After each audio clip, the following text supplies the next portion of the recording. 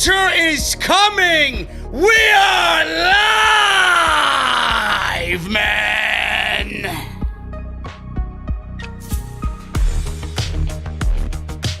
What have I told you guys? The biggest AEW Dynamite show in the history of Dynamite. It lived up to that very status tonight. We all found out exactly what Tony Khan means with the headline of Winter is Coming. It means the icon Sting is coming to AEW.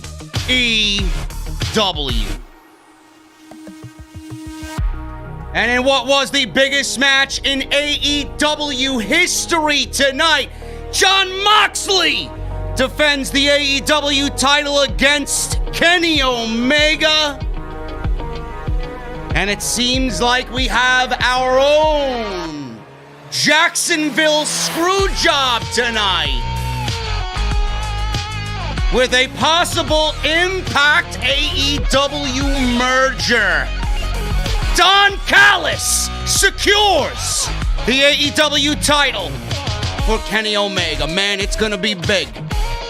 This is gonna be the biggest AEW Dynamite post show of all time! And you're watching the #1 podcast in the IWC. This is Off the Script.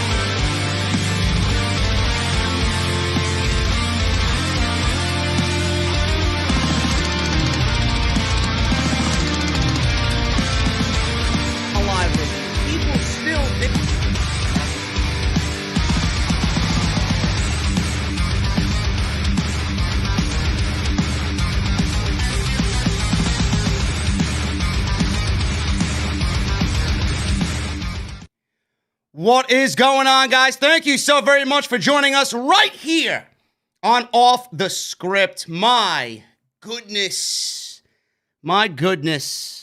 Unbelievable. I am joined by my good friend, Jesse. Man, oh man, Jesse, in one word right now, let me know how you're feeling about what we just watched on Dynamite on TNT tonight. In one word, that was absolutely fucking fan-fucking-tastic. It is a situation. It's a situation, man. I'm still like, it's one of those things, man. It's like a pay-per-view. It's like a pay-per-view night on a Wednesday, you know? And it's got me in a situation where it's going to be one of those nights where you're not going to go to sleep right away, even after the show is over here, after I finish with you here. The adrenaline is still running just so high on what we watched tonight.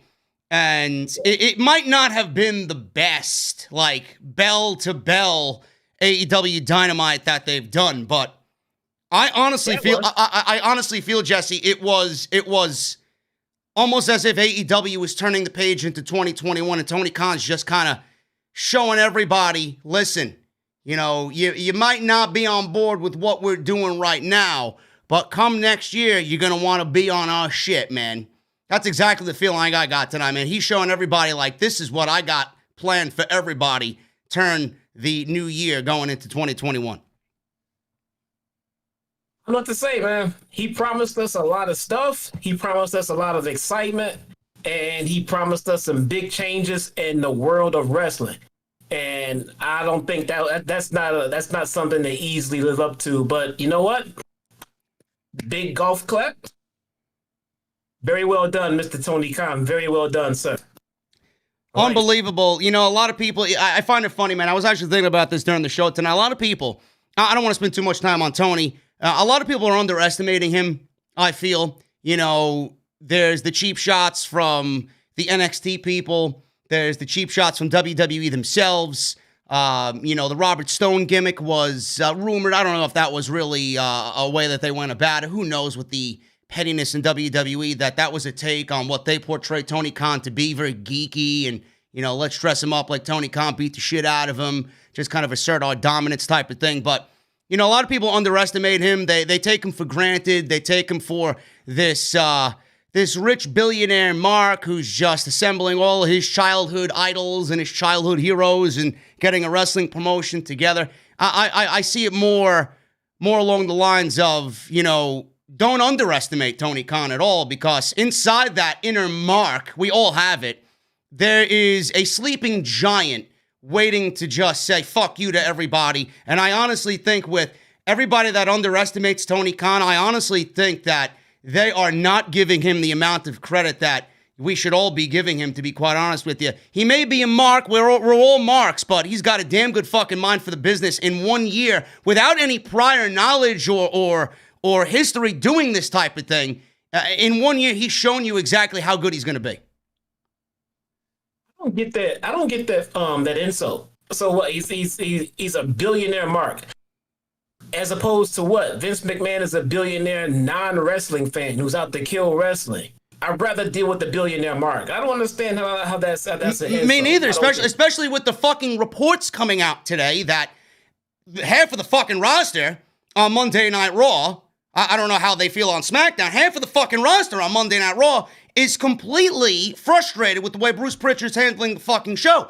So I absolutely agree with you. Do you want somebody like Tony Khan, who is a Marq for the business, who wants to see the business thrive, who wants to see his company thrive and do great and as good as we know they could be? Or do you want to watch Bruce Pritchard, who is actively killing WWE right before our very eyes? I don't know which one you want. I think the answer is pretty fucking simple to me. It's an easy choice. I don't get that insult at all. He's a billionaire Marq who's having fun with. So he's a fan just like you and me, with the ability to give us the stuff that you and I want out of wrestling, and people want to call that as something that's derogatory. I don't get people. I don't get people, man. Yeah, me neither. But that's all I want to spend on that, and that's the vibe I got. That's the mentality I was thinking about during tonight's show. Loaded show tonight. We're going to go over what exactly Sting's debut with AEW means after all the rumors of WWE closing up their shop in regards to Sting and removing all of his merchandise off WWE shop. What it means for AEW, how important this is for AEW. Does he wrestle? There was a report going around, and actually it was reported on Dynamite Live tonight that Tony Khan signed a contract with Sting that is a multi-year deal for Steve Borden. So it is going to be Sting is AEW for the foreseeable future. And we will go over exactly what that means tonight on the show. And then the biggest AEW match in its young history. Jon Moxley defends the title against Kenny Omega. Jesse, you've been calling it for weeks. The fucking cleaner is back. And if there's any doubt in anybody's mind, I think that was put to rest tonight by one Don Callis. Yeah, we can go ahead and finally now call him a heel. I don't know what else to say about this. I don't know how far they're gonna go with this. We'll get into it later on in the show. But this could be a huge game changer, because if this is a merger or like you said, a purchase, then yeah, this is gonna change the landscape. AEW has already been talking about adding an extra show. Do we now get Impact as a part of that show? The game has pretty much changed. He was right. Yeah. I don't know what this means exactly, but they are having me contemplate, at least for next week, to go out there and watch Impact Wrestling on AXS TV. I'm very fortunate to get AXS TV. I might actually have to watch to see what Kenny Omega says. Don Callis really gave a good pitch. What happened tonight? Motherfucker, why don't you watch Impact on Tuesday night, where Kenny Omega will be residing with the AEW World Championship? I may actually cover the fucking show just because of that big announcement that he made tonight. So they got me on board, at least for one night. I don't know about you. Yeah, I'm gonna watch it. I'm gonna check my lineup and see if I have access. I'm not sure, but I think I do. But they got everybody interested in that. We're going to talk about what that means. We're going to go over Kenny Omega, what he said before the match tonight. Interviewed, he was talking about what type of match he wanted with Jon Moxley. He talked about what he wants as far as being the AEW champion. And, obviously teasing the marks out there. Getting everybody excited, giving everybody a piece of conversation to, talk about at the water cooler at work. Who he wants to wrestle inside World Wrestling Entertainment, updated for this week, as of this week. So we'll go over that as well. And we'll go over exactly what happened in the Battle Royal tonight. Very, very hot and cold Battle Royal, depending on who you talk to. I'm not a big fan of Battle Royals to begin with, so I probably rubbed some people's feelings the wrong way. We'll go over what happened with MJF, Sammy Guevara, which obviously with whatever happened in the Battle Royal led to whatever happening in the next match that we got with Jericho and Frankie Kazarian. We could be looking at, Jesse, as if MJF is internally trying to break up the inner circle without actually giving a single shit about any one of them. Yeah, I called this weeks ago, and looks like they're heading that way. I say Jericho is kicked out of the inner circle. Jericho has nothing left to really do in the inner circle. He's feuded with all the top heels. All the top baby faces out there. They're probably gonna turn them baby face, and I still think he's going away. I still think he has Fozzy business to take care of. So I think they're gonna probably kill him, kick him out, and then he can come back as a major babyface for his first babyface run in AEW. Yeah, I agree with that. We'll talk about that as well. On a loaded show tonight, guys. Holy shit. I can't thank everybody in the chat enough, man. We are at 2,100 live for an AEW Dynamite review. That is the most I think we've ever had on Wednesday night. I swear to God, I told Jesse before we actually hit live on YouTube that this is going to be a pay-per-view-like review. It's going to be big, and you guys did not disappoint, man. So thank you to everybody in the chat. It's going to be a good one. If you're in the chat, hit that subscribe button if you have not done so already. If you have not done the thumbs up thing as well, hit that thumbs up. We are at 534 likes already. Let's try for 1,000, guys. 1,000 is the goal. If you enjoyed Sting's epic debut on AEW Dynamite tonight, hit that thumbs up and show us all in the chat how much you enjoyed that debut by Sting tonight, man. Follow me on social media, man, at JD from NY206. That's on Twitter and Instagram. Thank you guys for live tweeting with me during the show tonight on Twitter. Thank you to the new followers on Twitter. Follow me on Instagram as well, at JD from NY206. We've been doing some giveaways on Instagram, so if you guys want to get involved with the newest giveaway, which starts tomorrow morning and will go all the way up until Friday Night SmackDown, make sure you guys follow me on Instagram as well. If you want some free shit, who doesn't like some free shit? So JD's giving away some cool shit during the holiday season, so follow me on Instagram. Make sure you guys check out the Patreon page as well. We got these off the script baseball beer mugs, which are only on the Patreon page, and you have to sign up annually, man. All the information you need is on the Patreon page, patreon.com/JD from NY206. And we just got the Are We Live exclusive t-shirt done by my boy Mike Will. It's going to be great, man. And that's going to be also an exclusive perk for the Patreon page. So make sure you guys go and check all of that out immediately after the show is over. If you missed any of the content on the channel this week, which only was one day, but it was a damn good Monday Night Raw podcast on Monday night. Shitty show as always, but great show on the post show. If you missed that, link is down below in the description of this very video. And off the script this past weekend where we talk about WWE's outrageous, terrible plan, possibly a plan that is discussed every single year, but they never bring it to fruition. Make sure you guys go and check that terrible Royal Rumble plan out that may or may not involve Lana. That was Saturday's podcast. Go and check that out. Again, link is down in the description below. And today's show is sponsored by my good friends over at Dr. Squatch. DrSquatch.com. You go to their website. You're going to save not only for the holiday season on what they are already giving you, but if you guys want an additional 20% off anything on their shop, you're going to use code SCRIPT at checkout, man. Soaps, deodorants, toothpaste, bars of soap, man, that are fantastic. You name it. Shampoo, conditioner, you name it. They got everything you need for men's hygiene, bro. Go and check out Dr. Squatch. That's drsquatch.com. Use code SCRIPT at checkout, man. I appreciate you guys very, very much.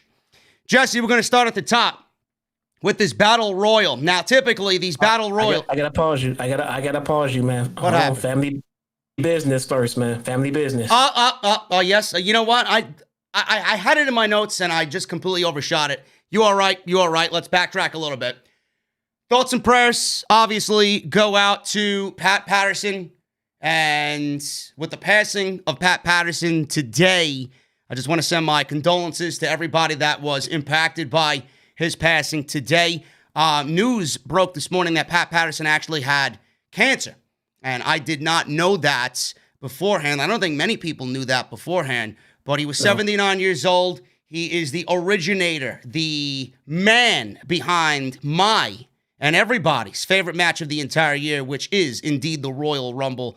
Pat Patterson, man, well before my time, but an innovator nonetheless. And he passed today at age 79. Thoughts and prayers go out to him and his entire family on this Wednesday evening. It's huge, man. That's huge. A lot of people listening might not know. They probably just hear the name a lot, but Pat Patterson is probably responsible for a good majority of the way that you even see wrestling and the way it's done today. Yeah. He's huge. He is one of the key people behind The Rock's gimmick in the Attitude Era. A lot of that stuff we saw on TV was Pat Patterson's brainstorm, and Dwayne will be the first to tell you that. Yeah, it's amazing too. The fact that you say that, you know, a lot of people, you know, me included, and I happily admit that he was well before my time. You know, I'm not too up on what he did as far as an active pro wrestling career, being that it was before my time. But, you know, obviously we all grew up watching the Attitude Era. He was an absolute focal point of every major storyline coming out of the Attitude Era that involved Vince McMahon. You know, and the sad thing is, you know, he's probably going to be more renowned and more well-known for being one of Vince McMahon's stooges with Gerald Briscoe more than whatever he did for his career, you know? And, probably. You know, it's something that we all grew up and loved watching. He brought so many laughs just based on that portion of his career. He did. A lot of people, and again, something else a lot of people don't know. I mean, I listen to a lot of audiobooks, podcasts, and a lot of stuff. I have no life. And so a lot of people in the industry, even people not currently with the company anymore, I read they still reached out to Pat Patterson for finishes to their matches. They said Pat Patterson was brilliant and one of the key people to rely on for an awesome finish to a match. So yeah, I could absolutely see that being the case. You know, how many Royal Rumbles did he book with you know, WWE that he was absolutely responsible for the finish of that match? You know? Yeah. He was awesome, man. He was awesome. It's crazy. So thoughts and prayers go out to everybody that has been impacted by Pat Patterson's passing, friends, family, everybody in WWE that knew him better than everybody here. So thank you to Pat Patterson and all the contributions that he gave us as far as pro wrestling is concerned. May not be a Royal Rumble, Jesse, but we did get a Battle Royal tonight, and that opened up Dynamite, the Dynamite Diamond Battle Royal. Now, like I mentioned before, I might have rubbed some people the wrong way with my initial thoughts on what this Battle Royal was, but it's been a going theme as far as I'm concerned. I usually shit all over AEW Battle Royals because I don't really like the way AEW does Battle Royals. Now, in any sense of the word, when a Battle Royal happens, everything that happens in the match, it really doesn't matter until we get down to the final 3 or the final 4 guys. And that's just the case with any Battle Royal, no matter where you watch it. If it's on AEW, if it's on Ring of Honor, if it's on Impact, if it's on WWE, it's all the same shit. I mean, we just seen a Battle Royal at the Survivor Series that was won by The Miz, and it was fucking god-awful. And I'm going to say the same thing that I said there, that I said there, I'm going to say here. You know, Orange Cassidy was on the outside. It's like everybody goes to the same spot for a battle royal. Oh, somebody gets knocked out underneath the rope, or somebody gets thrown through the ropes and he's sleeping on the outside for about a 6 or 7 minute period. And then come the end of the match, there's his cue to go back into the ring and potentially win the goddamn fucking match. So that's exactly what we got tonight. And that's not my only problem with battle royals. It's the fact that AEW, I feel, they don't take the battle royal seriously. They're not booked in a serious manner. They're not booked to be, you know, oh my God, this was a great match. It almost comes off as if it's fun and games. It comes off like a fun time. Like it's not too serious. They don't try to be serious. There was a lot of moving parts in this battle royal. Whether you got Miro locking it up with Wardlow, which was great. The ending sequence with Sammy Guevara and Jungle Boy was fucking fantastic, but that just goes to show you how great both of those guys are. Sammy Guevara, Wardlow, and MJF, they had the 3-man faction happening in the Battle Royal that kind of run, you know, all over everybody else. And then you got, you know, the intertwining storylines with, you know, Kip Sabian and the Best Friends. Kip Sabian eliminated in the match. You got Matt Hardy and him eliminating Isiah Kassidy, a Private Party. You got Hangman Page, who was saved by the Dark Order tonight. There was a lot of moving pieces, but, you know, no matter how many moving pieces or potential possible scenarios we could see moving on into the future, it doesn't really result in a good battle royal. Now, am I being too hard, Jesse, or did you actually enjoy what you've seen tonight? As you know, I texted you earlier, and I was in and out. I had a bunch of stuff going on in the house, but from what I saw, and I'm going to completely contradict you. I thought this was an extremely effective battle royal. Here's the thing. We've gotten accustomed to looking at battle royals, looking for like the ultimate ending and the ultimate payoff from it. When essentially all it is in this, all it is in this case, WWE seems to not do this right, but I think they nailed it. What you want to do is you want to progress and move multiple storylines in one match. They had a jam-packed show. So this match wasn't about getting everyone on the show. It was about advancing all of the storylines. Look at all of the moving parts and the moving pieces that happened in this match that now next week and the week after that, they can continue to build from the storylines that they had with Hangman, with the Dark Order, with Orange Cassidy, MJF, and the Inner Circle. Look how many moving parts there were. And it was just a simple battle royal. They could have put on a good one-on-one match that could have went 20, 30 minutes, and they could have progressed one story. They did this battle royal and progressed like 5 or 6 of them. I thought it was a home run. Well, I mean, that's why I love having you on the show, because, you know, I don't want somebody here that's going to always agree with what I say. You know, I'm very stubborn when it comes to these types of things. I'm just never going to enjoy a good battle royal. You know, I was actually mentioning this to somebody on Twitter. I believe it was John Draper, who was the brother of my good friend Kevin Castle. You know, he was saying that the battle royal itself was a little too comedic for his liking, and that, you know, AEW doesn't really get the battle royals the right way.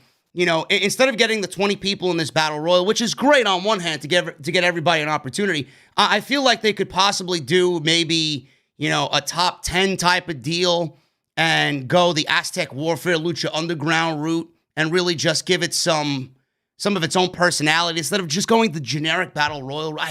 There's just something about it where everybody's in the same ring at the same time, and, you know, we see what we've seen tonight. And then the ending with Orange Cassidy, I don't know, I just can't get over it. I don't know if I'm just being too hard, if I'm really just a stubborn New York prick. I don't know. Well, but the thing is, we've been conditioned to look at Royal Rumbles and waiting for the ultimate payoff. Like, who's the big winner? Who's going to go on to WrestleMania? And then we want to go ahead and equate every battle royal to what we expect at the end of a Royal Rumble.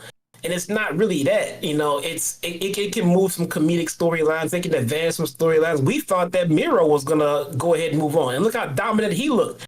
Miro looked better in this joke of a battle royal than I've seen him look in AEW since he started. I will agree with you on, and I think a lot of people they kind of jumped to conclusions on Twitter when I said I didn't like the battle royal. Yeah, I can only say so much in 140 characters about a battle royal, but you know, as far as that goes, Miro did look the best he's looked in AEW, no question. You know, I'm really intrigued by the Hangman Dark Order angle that they got going on because I'm intrigued by a potential Hangman Page Brody Lee match. I think that's going to be a fucking great one-on-one match. And I don't know what that means for Brody Lee when he comes back, whether Hangman's going to kind of overthrow him as the Dark Order's leader or if he's, you know, going to come back anytime soon. I don't know anything about that, but that, to me, has the potential of being a great one-on-one feud. Those are the things I do like, but I do get what you're saying. I'm just being stubborn.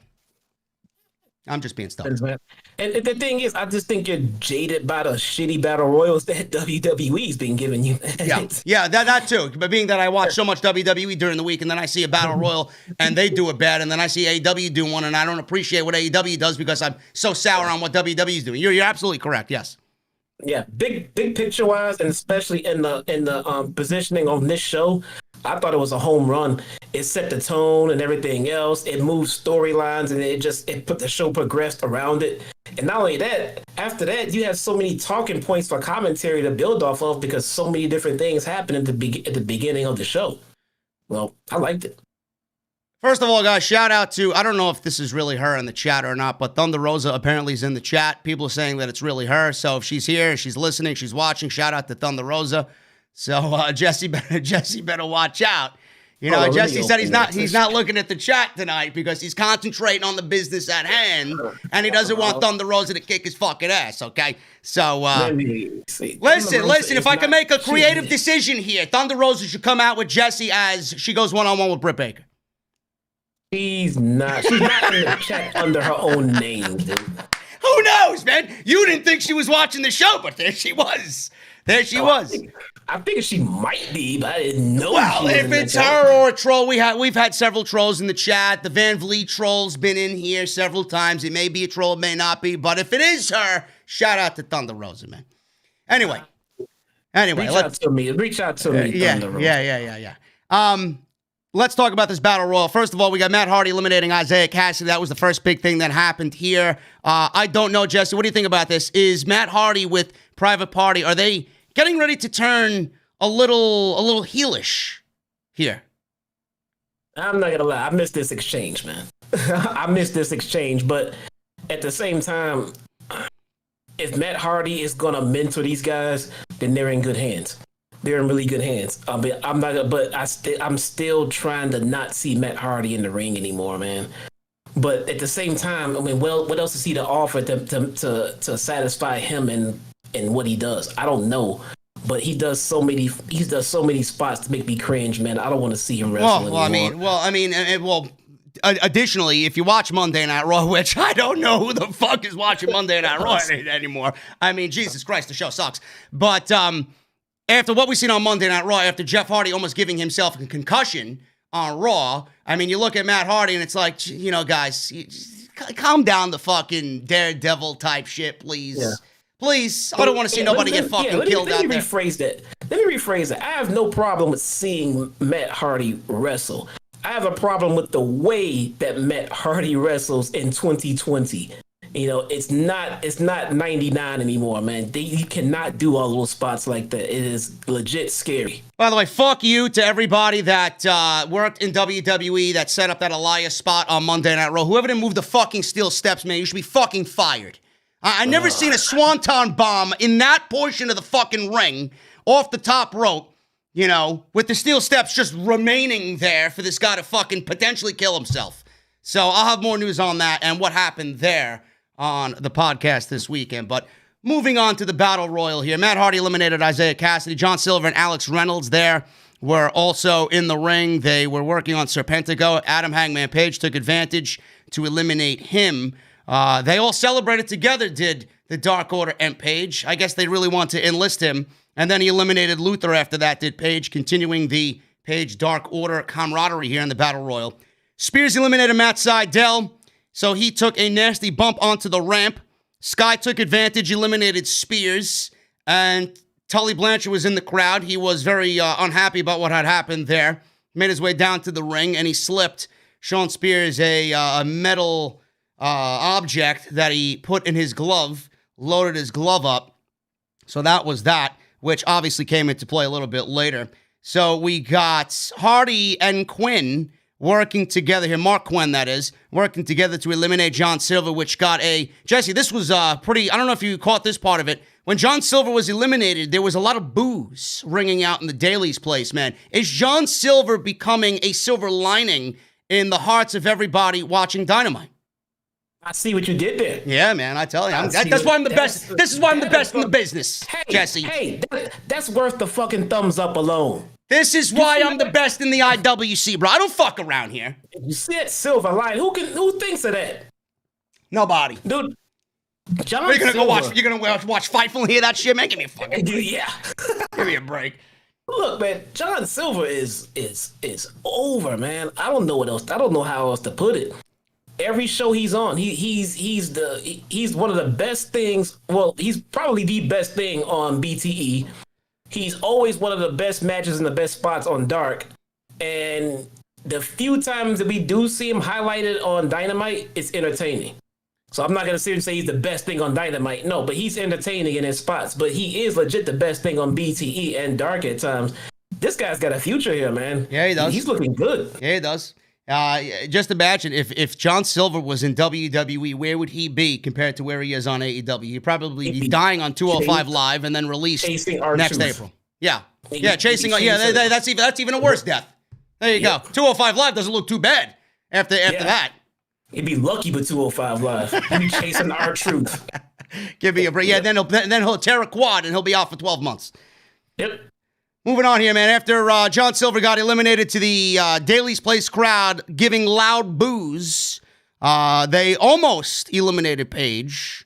And the Dark Order, as he fell off the ring apron, caught him and put him back into the ring. So, again, that camaraderie there, that buttering up of Adam Hangman Page, don't know what it means yet, but it's interesting nonetheless. Page came back immediately, buckshot lariat, but Matt Hardy, deleted Adam Hangman Page and he eliminated him from the Battle Royal. Orange Cassidy eliminated Kip Sabian. Sabian pulled Cassidy out of the ring, continuing their feud. Miro left the ring to go after and chase Orange Cassidy. Back in the ring, Miro, this is where Jesse said Miro looked the best he's looked in AEW thus far. Ran wild on everybody, eliminated my boy Lee Johnson. He then eliminated Hardy and Quen after a small exchange. Immediately following up, he eliminated Joey Janela, Miro, Jungle Boy, and the Inner Circle members of MJF, Sammy Guevara, and Wardlow were the last in the ring. Inner Circle beat down Jungle Boy. Miro broke it up, and he had a nice little face-off with Wardlow. Miro got the better of it. MJF and Guevara got involved. This gave Wardlow the opening to give him a lariat, took him out. Something I'd like to see in the future there. Wardlow and Miro, I think they could have a really good big man match. Then the three eliminated Miro, and that was good night for the former Rusev. Jungle Boy and Guevara, they had a unbelievable exchange on the apron here. They were pretty much teetering with elimination, and they were flipping and jumping over each other and doing all this shit on the ring apron. They hopped up top, and then MJF, Jesse, I don't know what had happened here, but it looked to me that MJF, and who knows what the fuck MJF's thinking when he does it, but it looked to me like he was trying to push Jungle Boy off, but he knew what he was doing because he angled it so well that Sammy wouldn't know what the fuck was going on. He ended up shoving both guys off the top rope, and both Jungle Boy and Sammy Guevara were eliminated. To Sammy Guevara's dismay, it's like, bro, what the fuck are you doing? What are you doing? MJF is a genius. Hey, that was an accident. Yeah, right. All right. Yeah, right. Yeah, right. And MJF drinks fucking Coors Light when he goes out to the bar, right? You are starting unnecessary rumors, sir. Yeah, that was an accident. Maybe not. Maybe I'm just trying to get him to watch the show so he can review the podcast on Twitter. Let me tell you something. You want somebody coming after you? I'm looking over my Listen, back. Listen, bro. I could take the drive to Long Island, man. It's only 45 minutes from where I am. I'll go visit MJF. I'll fucking tell him right to his face, bro. Think you fucking get Wardlow kick your ass. Okay. Anyway, MJF, he eliminated both Sammy G and Jungle Boy. So it was all three guys in the ring by themselves. So Jungle Boy and Guevara, after that exchange, gave me glimpses of I don't know if you thought about this, Jesse, but I'd love to see one of those guys win a TNT championship down the line. I'd love to see that for the TNT title somewhere down the line. That looks like it could be a fight forever type deal right there. And that in a world title feud 5 years from now. Yeah, I could see that as well. So they were both eliminated. And after that beautiful exchange by both, MJF and Wardlow thought they had won. MJF, I don't know what he was thinking here, but Wardlow was telling MJF, whoa, listen, we got Orange Cassidy still out and on the outside. So I think Tony Schiavone made a mention of, well, who would have thought Wardlow was the brains of this operation here? But MJF just wanted to win the match, and he forgot about everything else that was going on around him. Cassidy was still laid out on the floor. Wardlow brought him in, put him over his shoulder, wanted to dump him. I don't know why he took so long to dump him. He made himself look like a kind of a dummy here. But Cassidy escaped. He hit an orange punch on both. He eliminated Wardlow. And it was a situation where it came down to Orange Cassidy, MJF, and that's when the bell rung. I didn't know this was going to be a final two type deal. I thought it was one guy remaining, and he's the owner of the Dynamite Diamond Ring. But we got Orange Cassidy, MJF, bell rings. Match is going to happen next week for the Dynamite Diamond Ring, and it should be a good one. But, you know, it had its moments. I don't really like battle royals. I'm going to give it a thumbs up anyway. But I like a lot of what happened here. I really do. Yeah, dude. I mean, and look, think about it. How many of us were watching this match and then we saw Orange on the outside after someone was in the ring and thought that they won, and then we sat there and said, "Oh, here we go. Now Orange is gonna come in and get the win." But no, somebody smart in the ring turned around and said, "Hey, that guy went under the rope. Let's go get him." Like something that simple you just don't see in wrestling. So they went out there and got him.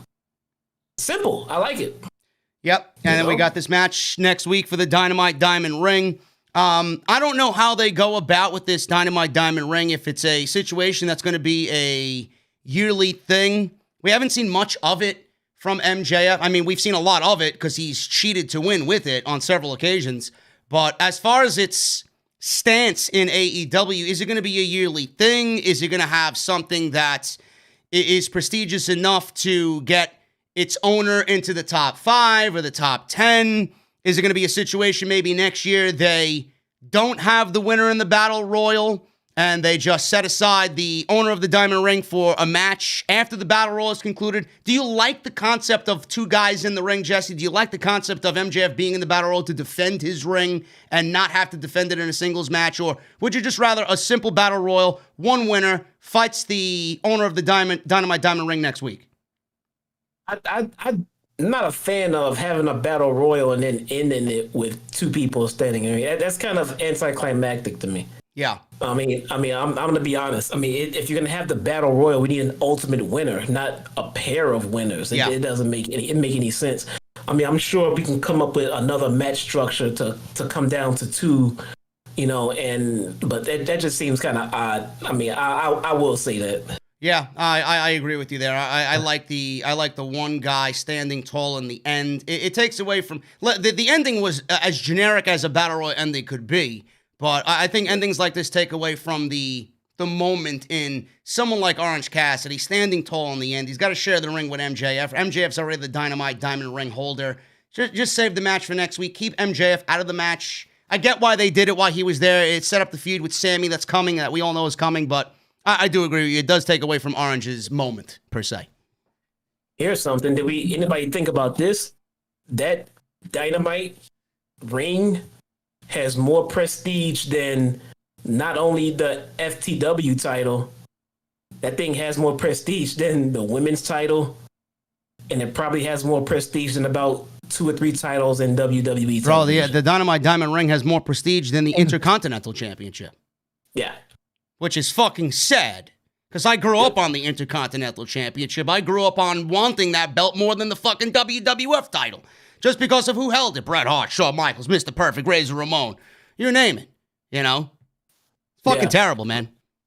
Don't get me started. I'm right now, I mean, and look, maybe it's because I've missed a few spots on the show, but right now, I don't know what's going on with Shida in that title. Well, Sheeta's about to be fucking soul devoured by Abaddon. What are you talking about? I know my boy Vandelli's excited. He's like, well, pay attention to next week, clown. He tells me on social media. I'll see. If she doesn't rise from the fucking grave, I'm going to be disappointed. So we'll see what happens. Moving on. I'm not going to talk about the undead here on the show. Jesse's undead every time I talk about Britt Baker. Once is enough. Jericho and Frankie Kazarian, they went right to the next match, which obviously had a take on what just happened in the Battle Royal. Jericho and Frankie Kazarian, one-on-one here. Kazarian gained an early advantage. He followed it up with a small package for 2. Jericho poked Kazarian's eye, laid in some knife-edge chops. Kazarian landed a slingshot leg drop on the floor. He avoided some attacks from Jake Hager. Jericho hit a lung blower when Kazarian came back into the ring. Kazarian was sent back to the floor. Santana and Ortiz were doing their thing on the outside. They attacked while the referee was distracted. So Jericho kept up on this beatdown until Kazarian made a babyface comeback. Double axe handle, some shots to the midsection. They traded strikes until Jericho nailed a vertical suplex. We got a backslide from Kazarian. He got a 2 before hitting Jericho with a missile dropkick. Jericho went for a lion salt soon thereafter. Kazarian rolled out of the way, hitting a springboard leg drop for a near fall. Kazarian then put Jericho on the top rope and hit a beautiful. He almost didn't get him, but he got him. But it was beautiful nonetheless, just knowing on, what we were watching and who was involved. A top rope Spanish fly, which looked fantastic. Jericho kicked out. Jericho fought out of an unprettier, went for a code breaker. Kazarian turned it into the walls of Jericho. And Jericho was in this hold, and he did not tap out. Now, this is where the story of the match came into play. What we just watched was nothing more than a backdrop for what happened here. MJF ran out with a towel, and I got glimpses of the 1994 fucking Survivor Series where Britt and Bob Backlund were wrestling for the WWF title, and Owen Hart was convincing Helen Hart to throw in the towel. I always think about that when I see a towel come into play. I don't know why. But because that's iconic. That's fucking great. I mean, it's one of my favorite Survivor Series matches of all time. But MJF came out with a white towel, and Sammy Guevara came out to take the towel away from MJF. Now, the thing is, when MJF was holding the towel, Jericho did not see it. When Jericho got to the bottom rope to break this hold, the submission hold from Kazarian, he gets up, and who does he see holding the towel? He sees Sammy Guevara holding the towel. So as far as what Jericho is seeing, he thinks that Sammy Guevara's out there wanting to throw in the towel because he thinks he can't get it done against Frankie Kazarian. So there was a bunch of cradles exchanged back and forth. Jericho eventually, when all of this kind of died down for a second or two, landed the Judas effect out of nowhere for the win, and Jericho gets the victory over Kazarian. After the match, Jericho absolutely exploded on these guys. Enough of this bullshit. Cut the shit. Blah, blah, blah. He got heated, grabbed the microphone, told everybody to shut the fuck up. He said, knock it off. I'm tired of this shit. He said the group has 7 days to decide if they could work together or the Inner Circle as a group is dead. They are over. They are going to break up. MJF didn't really seem bothered by this, but everybody else was arguing amongst themselves. Jesse, where is this going? And do you get any more clearer of a vision as to where this is going? Is this really MJF? For whatever reason, we may not know his reason until a future date. Is this MJF kind of injecting his poison into the Inner Circle, wanting to break them up for whatever reason, and the Inner Circle will be dead because of MJF? No, I don't think they're dead. I think they're gonna keep going without Jericho. I think this is their way. I think they decided to incorporate MJF into the Inner Circle so that the group wouldn't die while Jericho was out. Put MJF in as the clear leader, and I think they're all gonna turn on Jericho next week. Sammy, everybody else, it was all the rules. They're all gonna beat the crap out of them. The same way they excommunicate someone from the Bullet Club back in the day. They had to kill them first before they leave, right? Yeah. So I think they're gonna kill him. He's gonna go away. They're gonna put him on the shelf, and they're gonna put themselves over as bigger heels. And Jericho will be back in a few weeks, couple of months, what have you. and he'll be one of the biggest baby faces in the company. And then he can turn back and start looking at Omega again. Yeah, I would have to agree with you on that. I do think, I'm not sure what Jericho's schedule is. He might or might not have tour dates set up for somewhere next year. I don't know what that is or what that entails. It might not be in January like I'm thinking, or I might have seen something that Fozzy is doing something in the early months of the summer, right before the summer hits. I'm not sure. I gotta go back and look that up. But I do think that Jericho does have a Fozzy album coming out, and they're actually going into the studio in January. So I do think that's the reason why he's going to have to take some time away. Now, I don't know what the life of a musician is, how many days he needs to be in the studio, if he needs to miss Wednesday, can he show up on Wednesday and go back into the studio where the album's being recorded? It may be recorded in Florida. I don't know. But it might be a situation that he does have something Fozzy related. You can record an album and still work in the ring and everything. But the thing is, and this is me guessing, dude. My guess is the album is probably done or close to done. But when that happens, then it needs to be set up. It needs to be, mastered, mixed, everything else. Then it needs to be put out. Then you got to do press. You got to sell it. You got a lot of work to do on that album. Yeah, you're right. Absolutely correct. Yep. But that is, I agree with that take there, and it's going to be very interesting. A lot of people did not like this storyline when it first started. A lot of people didn't like the dinner debonair after it had aired. It was very polarizing. I, for one, enjoyed it for what it was. I didn't take it to be too serious. I just love the charisma that Jericho and MJF possess, and the way that they interact on TV, I think, is TV gold. But with MJF possibly leading the Inner Circle, do we eventually, when Jericho comes back, if per se this does happen, Jericho comes back, he realizes what had happened, what do you foresee with MJF and Sammy Guevara? Does Sammy Guevara eventually say, fuck everybody, I'm going out on my own, you're all holding me back, and he goes on a massive babyface run? Maybe he gets thrusted into the TNT title picture, and we see the Darby Allin Sammy Guevara feud rekindled again. We could. I mean, that's a take on Sammy could leave with Jericho, as far as leave it in the circle, saying, hey, I don't agree with this, but Jericho still takes off, and that would leave Sammy to feud with MJF. That's a possibility too. I mean, it's a lot of moving parts, but one thing that looks pretty consistent to me is that it looks like Jericho is definitely grooming MJF to be the leader of the Inner Circle. Yeah. Just all, kayfabe aside, it looks like that Jericho is grooming the guy and showing everyone that he is right there with him and everything else side by side. And then you can go ahead and do your turn and move Jericho out, move MJF in, and the Inner Circle stays just the way it was. Different leader. MJF could be just as much of a prick as Jericho is. So, yeah. Again, very interesting to see what is happening with MJF and his inclusion in the Inner Circle. Something to definitely keep an eye on. And next week is going to be very interesting because Jericho says 7 days. Everybody's got to come together. Do they want this? Do they not want it? Again, they are creating engaging television. They're making you stay interested in this, which is something that I've always said WWE should do. I love the fact that when Dynamite was in the middle of the show, they got you already hyped up for what is coming next week. After Sting debuted tonight, they immediately got you ready. Sting is going to speak next week. MJF and the Inner Circle, they're going to discuss what's going on. They gave you 5 or 6 matches for next week. I mean, they're on top of their game. And the storylines are engaging. They get you week to week, and that's exactly what I want out of my show. So kudos. Hey, really think about it. They spent weeks upon weeks building up to this big show tonight.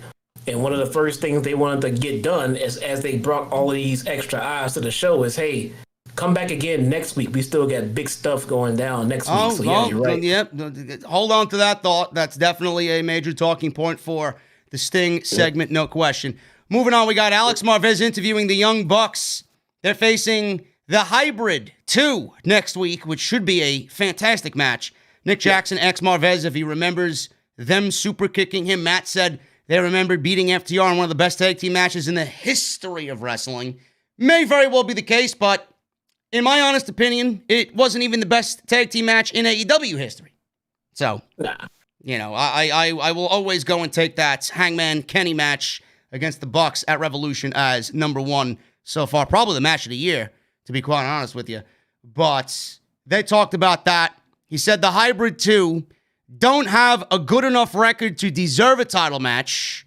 Oh, man, maybe you should ship them off to Monday Night Raw, where losers actually get title matches. They'd fit right in over there. Yeah, really. Perfect. I don't see that. Hey, I'm still trying to figure out how the Hurt Business is going to get a tag team title match. Bruce, I'd love for you to explain that to me, bro. Really. But he mentioned about them not deserving a tag team title match, but they beat them next week, and they can have a title shot. So there you go. Matt Jackson ultimately going the WWE route, which I don't think the Young Bucks will lose on TV to give these clowns a title shot, but that remains to be seen. Then, Jesse, we see the Acclaimed come in, and they sent Marvez away.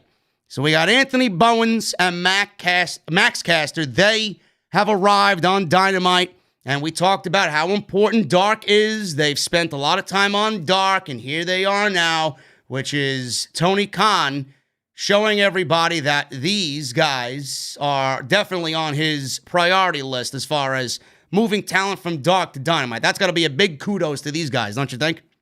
Yes, they are. Yes, they are. Man, I know you spent a lot of weeks shitting on Dark, but I got to tell you, Dark is quickly becoming, I don't want to say must watch, like you got to watch it, but it's quickly becoming something interesting enough to keep parallel with Dynamite. The thing I like about it, I'm like, it feels like I'm watching homegrown talent come up and come through. I like seeing Red Velvet start off as an enhancement, and now her getting her own storyline on Dynamite. You know, I like seeing the Acclaim come through and now popping up. The Acclaim started off a little bit greener than what they even look like right now, but just a few weeks ago. But now seeing them on Dynamite, they look like they've come into they've gotten a little bit more comfortable with their gimmick. You know, especially when they come out doing the rhyme. The rhymes are kind of shitty at first, but now they've gotten a little bit better and more entertaining. So the Acclaim is going places. I want to see them. Oh man, I got so many fucking matches. So the Acclaim is nice. They're good. Well, I've been saying it for weeks now. I don't watch Dark. I tune in, you know, when you tell me I need to tune in. But I've said it on this show. I've said it on the podcast on the weekend. Dark is probably the most important show in the industry right now. And that's not even me, you know, just saying it because I'm an AEW shill or I'm a fucking Tony Khan payroll dick rider or whatever the fuck these clowns on social media want to say. But Dark is the most important show in the industry right now because of what you're seeing right now. We got Top Flight, who was on there. They were in a match against the Young Bucks. They're going to be doing big things. They just got signed to Dynamite. You got the Acclaimed, who are on Dark doing big things. Now they're in a fucking feud with the Young Bucks, mixing up with them on Dynamite. We got Abaddon over there doing God knows what. We got a ton of ladies over there just trying to just get involved in the women's division right now, which is the weakest point of Dynamite right now. Again, it's the most important show in the industry for reasons that you guys should already know. I don't need to sit here and tell you why. Yeah, it's important for anybody who wants to crap on that. It's important. It's not saying that it's the best show. It's not saying it's the best show on TV or the most exciting show, but it's important in the sense of growing each company. AEW is using it to grow. I mean, Dark is basically their NXT. It's their farm system. There you go. You took the words right out of my mouth. AEW is using Dark exactly how WWE should be using NXT. Yep, they are. And now WWE is using Dark the way they should be using NXT. Hey, WWE is using Dark more than they are using NXT, which is fucking sad. Yep, I'm telling you, man. How you got a guy like Dexter Lumis on the fucking roster and you're fucking not coming up with fucking idea after idea for him or Damian Priest or Johnny Gargano or fucking Tommaso Ciampa? Got some of the best talent on the planet right under your fucking nose and you're watching Dark to steal this guy away from Tony Khan and that woman away from Tony Khan. Jesus Christ, Bruce, go fuck yourself, bro. Seriously. It's all. See, watch. They're gonna see tonight's Dynamite and see that they're in bed with Impact, and watch Vince hop on the phone and go try to buy ROH. Yeah. Or when's or Triple H will be on the phone. Well, when's Sami Callihan's contract up? We didn't fucking do anything with him there, but we want him. We want him now. Pretty much, yeah. What about Ken Shamrock, Vince? Get Ken Shamrock back on Raw. Let's revive Raw Underground. Yeah, let me say that is how AEW is going to, and I'm gonna say this first, people are gonna shit on me. That's how AEW is gonna eventually surpass WWE as the biggest American wrestling company, because WWE is first. They are first. They are first by a long shot. But instead of just looking ahead to what they should be doing as they're in first, they're looking back at AEW, and they're going to trip over something and fall, and AEW is going to pass them.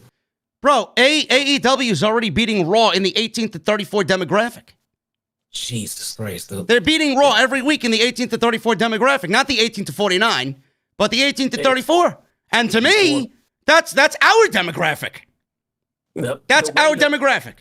That's amazing. And what I'm gonna do, and probably what everybody else is doing, they're gonna judge who's the number one company by that big TV deal. So we find out that AEW is getting a better TV deal than WWE is with Fox and USA. Then we have a new company. So a new number one company. Well, moving on from all of that discussion, we got Max Caster rapping. Hype show, man. Hype show. We got Max Caster rapping in front of Matt and Nick Jackson. I immediately yelled out, what is this guy wearing? The fucking John Cena chain? What has he got? The John Cena gimmick? And then Matt Jackson said, well, hasn't somebody already done this gimmick? Did he come off like a young John Cena to you here, Jesse? Oh, you cut out. What's up? I said Max Caster doing the John Cena thing. Did he come off like a young John Cena to you here? No. He didn't feel like, you know what? I did not feel any John Cena vibes from Caster, man. I don't know what it, I mean, I've been watching it. You mean the chain didn't give you John Cena vibes? Nah, man, not to me. Okay.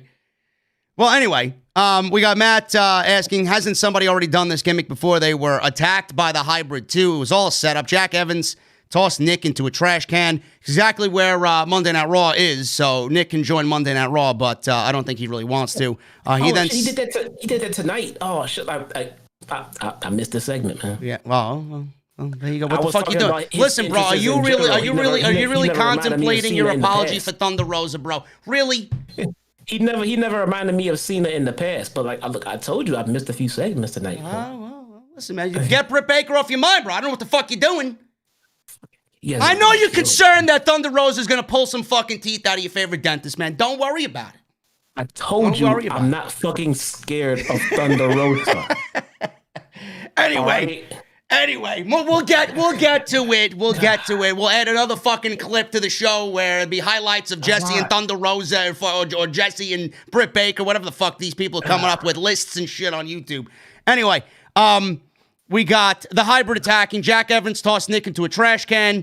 So he tossed Nick into SmackDown on Fox. He then stomped away at Matt. Christopher Daniels and Kazarian made the save. Daniels chased them off. All I will say about this, Jesse, like I said before, the Acclaimed is definitely getting a big endorsement by Tony Khan, by the Young Bucks. Top Flight got the endorsement. Now it's the Acclaimed's turn. Obviously, the Young Bucks see a lot of talent in these two young tag teams. Tony Khan sees a lot in them that he gave them contracts. He gave Top Flight contracts. The best tag team division on the planet is only getting stronger and youthful. Better, man. They're still bringing up and they bringing in more trios teams too. Which is good. Hopefully that trios title is there's news on that too. Is coming. Hopefully. There was news on that today. Hopefully. Well, I don't have the news. Well, you got the news on this? Yeah, I don't have the news on this. Tony Khan spoke on it on I forget the last thing he spoke on, but Tony Khan just spoke on it, and he said that they have a lot of trios teams. They will not be coming in 2020, but they're definitely looking to add trios titles in 2021. Okay, there you go. I'm excited about that. I enjoyed the trios titles in Lucha Underground. Yep. So the Acclaimed is being positioned on Dynamite along with the Young Bucks and the rest of the tag teams there. So good on them. Can't wait to see more of them on Dynamite. Britt Baker was next. We got a soundbite of Britt Baker saying she was glad to get rid of Thunder Rosa, who said she didn't belong in AEW. She said Layla Hirsch should have a one-way plane ticket back to Russia after tonight. Hirsch then came to the ring, and we got Britt Baker with Rebel or Reba or whatever her name is versus legit Layla Hirsch. Her name is Rebel. I know. I just joke around every single week. Jesse, I don't know if you caught this or not, but I expected a lot more. As the last time we seen Layla Hirsch on the show, I don't recall who she was in the ring with. It might have been Serena Deeb, if I'm not mistaken. She had a very good match with Serena Deeb. I had a lot of positive things to say about Layla Hirsch. A lot of people were already claiming, oh, they should sign Layla Hirsch. I'm like, okay, you can't sign anybody off one fucking match. Seriously. Sign everybody. Yeah, you can't. Plus, you can't sign everybody. She did not look as good here. And, you know, I know I joke on you for whatever I do with Britt Baker, but I don't think she was as good here tonight as she was against Serena Deeb, because Britt Baker is nowhere in the same category or league as a Serena Deeb. And I do think that Layla Hirsch didn't have a good match here with Britt Baker. I thought it was very sloppy. I thought it was very, you know, just kind of monotonous and going through the motions. I don't know, man. You know, I got a different set of eyes than everybody else. I've been watching wrestling for 30 years. I know a good match from a bad match. I know a good wrestler from a bad wrestler. Believe me. I'm not just some fucking geek on YouTube that, you know, talks shit about everybody else in a profession that I'm not really in because I'm not a pro wrestler. I do commentary. So I know what I'm talking about, but it was not a good match. Yeah, they've been spending a lot of time putting over legit Layla, you know, as, you know, skilled in this. They giving us background to her story and everything else, but she hasn't gone anywhere.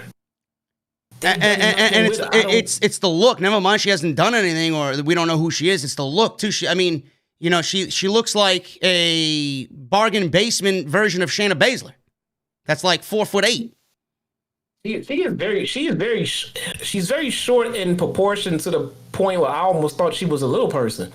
I mean, and I'm not trying to, like, you know, mock her or nothing like that, but it just looked like that. I thought that she was a little person, but she is very short, and it's a proportion to her legs and torso and everything. But I don't think she moves terrible in the ring. No, she doesn't. But I don't think she moves good in the ring with Britt Baker. That's the fucking problem. No, but look, and it's not fair to compare in a match with Britt Baker, because, I mean, we know Britt Baker is the kind that would need to be in a match with someone who can kind of take control of it a little bit better. I mean, you know, like I'm not saying it, man. Shit, I'm not like who? Of Thunder Rosa. Like who? Anyone. Her first name is in the Thunderdome. Fuck. Okay, so the match with Thunder Rosa. And her last name is my old manager at Torno on fucking 57th and Madison. What the? I don't know. But whatever. When she's in the ring with someone who can work and can call a match, it looked better. But then we put in a match with someone who's just as green as she is and doesn't look as good. I mean, you know, so I mean, it depends. I mean, look, I know where they want to go with Britt. They're not there yet, and I think they know that. They're trying to get her there. I mean, they're trying to get her there through Thunder Rosa. It might work, but I don't know if she's gonna. I don't know, man. It's not her character work. Britt Baker's character work is fantastic. Actually, it's pretty damn good. Well, yeah, that I agree. I think Britt Baker plays her character better than she actually wrestles. Yes, we just gotta kind of tighten everything up and maybe get Bay in there to teach her a thing or two. And that's, I mean, she's got the backing, she's got the gimmick.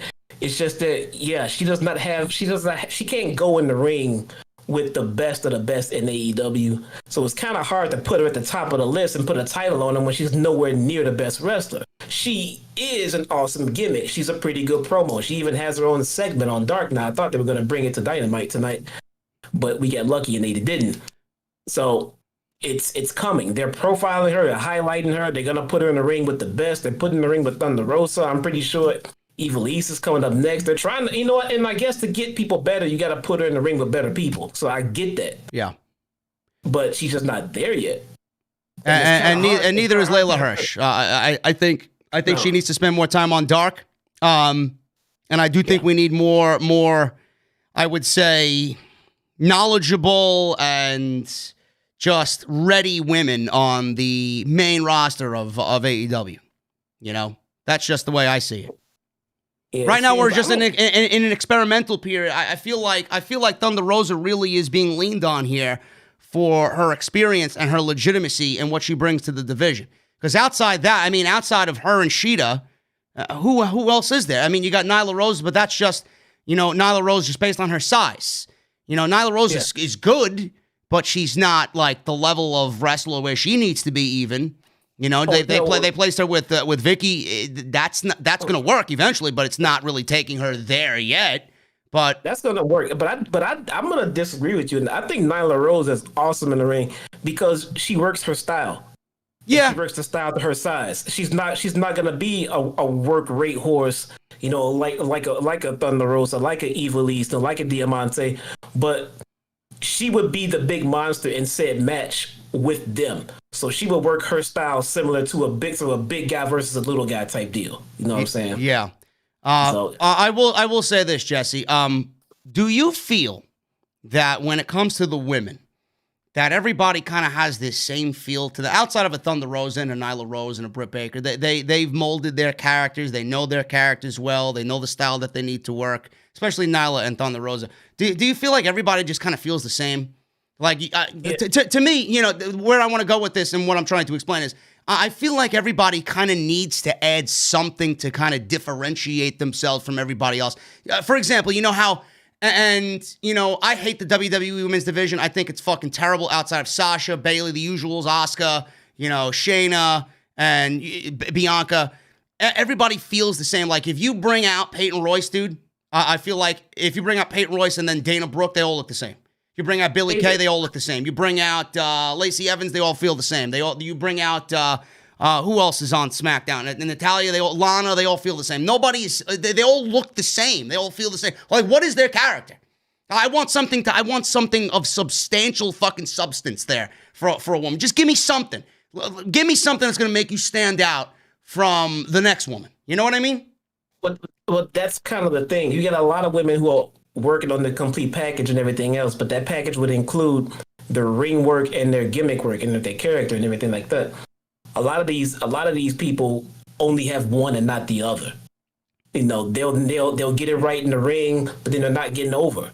Or they'll get over with the crowd and everything else, but then they get in the ring and then eventually the bell's got to ring. Then what? So when you get somebody who's a good hybrid of the two, then you'll be doing all right. Just look at Thunder Rosa, Evilise, Diamante. You don't see any of them with a microphone for longer than 5 seconds, if at all. Yeah. But then look at Britt Baker. She has a microphone all goddamn night. But then eventually that bell's got to ring, and it's not going to be a good thing. Well, yeah, that's definitely an aspect on somebody's upbringing when you want to talk about being a pro wrestler. That's obviously one of the big fundamentals. But I'm talking about just like what makes you stand out, like character-wise. Like, I feel like we need more characters in pro wrestling. I feel like everybody's just cut from the same fucking cloth. Like, you get your Ricochets, you get your Kevin Owens, you get your Alis, you get, the guys like that. They all feel the same the more you see them. I'm not sure if that's a product of, us seeing them on TV every single week, but I feel like we need more character. I'm not talking about Fiend, Bray Wyatt type character. I'm just talking about like fucking characters, like Mr. Perfect or fucking the $1 Million Man, Ted DiBiase. We need characters. Something to make you stand out more than somebody else. This is why I appreciated Kris Statlander so much. When a lot of people said, it's the gimmick is so fucking stupid. It's so childish. She's an alien. She's a grown woman. She's a mid-20-year-old woman with a fucking alien gimmick. She doesn't know if she's on planet Earth or fucking planet X, whatever the case may be. She had character. And why I loved it so much is because Tony Khan's seen that, and instead of being Vince McMahon, where he fucking, pulls somebody out from NXT that has character, instead of changing the fucking thing into something that is just generic like everybody else, he let her continue doing what she made herself in the Indies on Dynamite. That's why I loved it so much. She has character. When you look at Statlander, you can't say that she's like anybody else because she's not. And that's why when she went out, it hurt. It is. It is about having a character, but it's also a lot about the individuals getting those characters over. Let me explain. Like, so the librarian, Leva Bates, that's a gimmick. That's a character. And it just never got over it. She couldn't get it over. Yeah. It's a gimmick. It's different. She stands out. And she's not that great in the ring, and she never really got that gimmick over. So there was a fail. Abaddon, She does not look like anybody else. Yeah, but that's that. You listen, I haven't seen it yet because I can't shit on it yet. Being the way I am, I like to shit on things immediately before I even see it. That is a gimmick and a character to the fucking extreme, bro. I'll do it for you. It's stupid. I mean, look, man. Maybe it's just because I just don't get it. Okay, and when I say that, please take into account that. I mean, I understand wrestling. I love the Fiend. I love this. I love that. I get it. It's wrestling. That being said, I just don't get it. That being said, she's not that great not that great in the ring either. So, I mean, I don't know. I just don't understand it, where it's coming from, why she's like this. She needs a mouthpiece, or someone needs to help explain it. You can get into Bray Wyatt, and there's a huge explanation as to why this Fiend character exists. There's years of backstory to it. This lady just came out of fucking Gorilla one day dressed like this. I'm like, what the fuck happened to you? Yeah. Did you get bit or something? What happened? I don't get it. Why is she like this? I don't get it. Well, I mean, we could make a whole fucking podcast on the women's division and what they need to do. And, I love that our thoughts are always evolving every single week, because it shows that we actually want it to be better, and it shows that we care.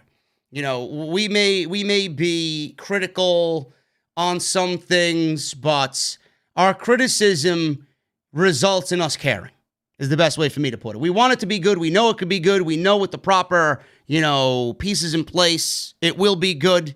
You just got to give it time. Hopefully WWE, hopefully AEW, WWE too. No, I can't, that's not even a fucking mess up there. They need to do shit too.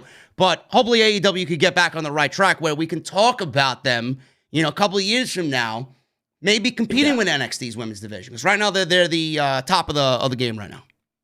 That's a good point. It makes sense because, I'm watching it because I want to get it and I want to enjoy it and I want to understand it. And I'm trying to, but I just don't. Yeah.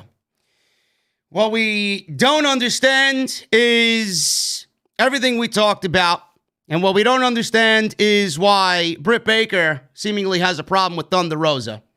So Thunder Rosa came out of nowhere, and apparently Thunder Rosa, wherever she was hiding in the shadows somewhere, jumped into the ring and attacked Baker right after the match. So she let Britt Baker have her win, and then she came in and beat the shit out of Britt Baker, throwing rights and lefts, and Layla Hirsch gave Rebel a suplex. So we got 6 referees trying to break up Baker and Rosa afterwards. We got BJ Whittemer, one of the producers out there. Jerry Lynn, one of the producers, is out there. The angle was fine. Now, I don't know whether this is going to lead to a tag team match or a one-on-one match. Probably a tag team match between Britt and Rebel first. And, not them together, but Britt and Rebel against Thunder Rosa and Layla Hirsch, just to get Layla Hirsch more television time. But the Thunder Rosa Britt Baker match that we are definitely going to get, what do you foresee happening there, Jesse? Is this a situation where Britt is going to be used as a learning? I guess this is going to be a learning exhibition for Britt Baker to hopefully get better, or is this more for Thunder Rosa to get her a win over a notable name so that she could go back on to challenge Shida for the title? If they put Britt Baker over Thunder Rosa, man, I'll be extremely disappointed. I don't see that happening. I mean, look, you literally have 2 divas versus 2 legit wrestlers. Actually, we know Thunder Rosa's a legit wrestler, and Layla Hirsch, her name is literally fucking legit. So there you go. You have 2 legit wrestlers versus 2 divas. I don't understand how the outcome of this match can be anything but a squash. I don't know, man. And again, when I say learning exhibition for Britt Baker, I don't mean it in a disrespectful way, but bro, when you watch her matches, the super kicks tonight looked awful. The sling blade on the outside looked awful. That was bad. I write this shit down, and I watched the show with eyes wide open, with intent to talk about it afterwards. Of all the moves that she could probably do, the super kicks, they look weak as shit. Your boyfriend has one of the best fucking super kicks in the goddamn business, and you can't learn a fucking super kick? A sling blade. One of the most common moves that everybody's using nowadays. Can't do it right? If you can't do it right, then go back and work on it and then do it. Yeah, that was bad. That sling blade was really fucking bad, man. But those are just criticisms. Baker wins in 9 minutes, and we got a tag team match potentially, and then the feud with Rosa coming up against Britt Baker. So it is what it is. We will cycle back to that when we get more on the situation that's happening between Rosa and Britt Baker. Shout out to everybody in the chat, man. We got 2,100 live still in the chat. Thank you guys so very much for making this the biggest AEW Dynamite review of all time right here on Off the Script for the AEW Dynamite Winter is Coming post show. Thank you guys so very much. Moving on here, Jesse, we got Powerhouse Hobbs and Ricky Starks versus Cody and Darby Allin. We had a match tonight. Now, the match was just simply a backdrop. It really didn't matter at all about what happened here. But the one thing that I picked up on was Darby Allin was beat the shit down for several minutes in this thing. Now, I don't know if that really bothered anybody else, but coming off a pinfall loss clean, and then we have him getting his ass beat for several minutes in this match, again, it doesn't look like a TNT champion to me. What did you think about that? He is. I don't think it's that bad of a look. The way Darby is, I mean, he's gonna take a beating and he's gonna get up. He's gonna keep on coming at you. And he's gonna win at some point. He's the lovable baby face that everybody wants to see come back. We can't watch Darby go out there and dominate a match. It just wouldn't look right, you know. It's kind of weird, and I kind of see where they're going with it. They kind of want to put him in, you know, a situation to look like he was. And look, he put him in the ring with Hobbs. He's supposed to bump for Hobbs and bump a lot. I mean, and that's exactly what he did. And I like how if they needed them to lose, they needed Team Taz to lose. I like how Hobbs didn't eat the pin as soon as he turned. And that's another thing too. Will Hobbs turn heel? And I'm still looking to feel more from him. I mean, am I the only one feeling that? Like, okay, he turned heel. That should be a good thing. Now I kind of want to feel some more of that gimmick come out, if that makes sense, because it's still kind of just sitting there in limbo right now. Yeah, I think working with Taz, I think that's eventually going to come. They rectified, you know, the ring attire. You know, he was out there looking like Keith Lee looked in NXT, and now they put a singlet on him. The singlet fits him good. The singlet does not fit Keith Lee good. That's just my honest opinion. But he's got the black and orange colors like Taz, which I think makes him fit in very well. So we got the look down. We just need to know who Powerhouse Hobbs is. You know, where does he come from? Why should I care? I'm assuming they seem to be trying to keep the mic as far away from him as they possibly can. So I'm assuming he's not great on the tick. Well, I mean, to be fair, you know, when you got someone like that being managed by Taz, why do you need a microphone? I don't know. Why does Ricky Starks get a microphone? Well, you do got a point there, but the reason give it to Brian Cage at times to finish. Well, Brian Cage says like 5 words. I mean, you know, that's it. Give him a stick. It seems like whenever there's a microphone around, they keep it away from Hobbs. They don't want this guy saying shit. Well, let's get him there. Sounding like Mike Tyson or something. By the way, that was an awesome fucking pay-per-view on Saturday night. Hope you guys saw it. Well, I didn't watch. I got better things to do. Like get ready for a raid on Destiny than watch 2 50-year-olds go at it for 8 rounds and end in a draw. Entertaining shit. The draw was shout out to Mauro Ranallo, the best in the business. Oh, Mauro was so fucking on his A game, man. Get him on AEW. Yes, get us Mauro, Tony, please. Anyway, Darby, Hobbs beat down on him. We got Darby backflipping over Hobbs and then on Starks after several minutes of a beatdown. Made the hot tag to Cody. Cody went in against Starks. He landed a power slam through his weight belt into the audience. Not sure if anybody got it, but he did his old deal there. Taz was on the ring apron yelling at Cody. Starks then gouged Cody's eyes with the referee's back turn. Cody gave Hobbs a disaster kick to knock him off the ring apron. He turned back to Starks, gave him a Cody cutter. And then Darby tagged in, landed a coffin drop on Starks as Cody leapt off the top rope onto Hobbs at ringside to make sure he was going to stay out of business there. And Darby gets the pin back this week. Cody and Darby win in 10 minutes. After the match, Hobbs was attacking Darby. Arn Anderson, of all people, gets involved. He went after Hobbs. Arn Anderson then started to punch Ricky Starks. Hobbs held Arn Anderson down. Starks kicked Arn and chopped away at him. Dustin Rhodes came out for the save. He gave Hobbs a bulldog and then a power slam. Brian Cage then ran out. He went after Dustin. And Taz entered the ring as all the heels were getting the better of the baby faces here. So Cody was down because of Brian Cage. Hobbs was waiting and standing and winding up. He was about to hit him with the FTW title. And then the lights went out before he swung. They came back on, and Winter is Coming came on the big screen. And we got a familiar sound playing on the PA system. We seen the opening guitar riffs or guitar strings, chords played, whatever you want to call it, of Sting's original theme music. And I said to myself, this is fucking Sting. Of all the rumors that we heard, we didn't know when. We didn't know if it was true. We didn't know what the WWE merchandise being taken off the shop meant. We didn't know any of this shit.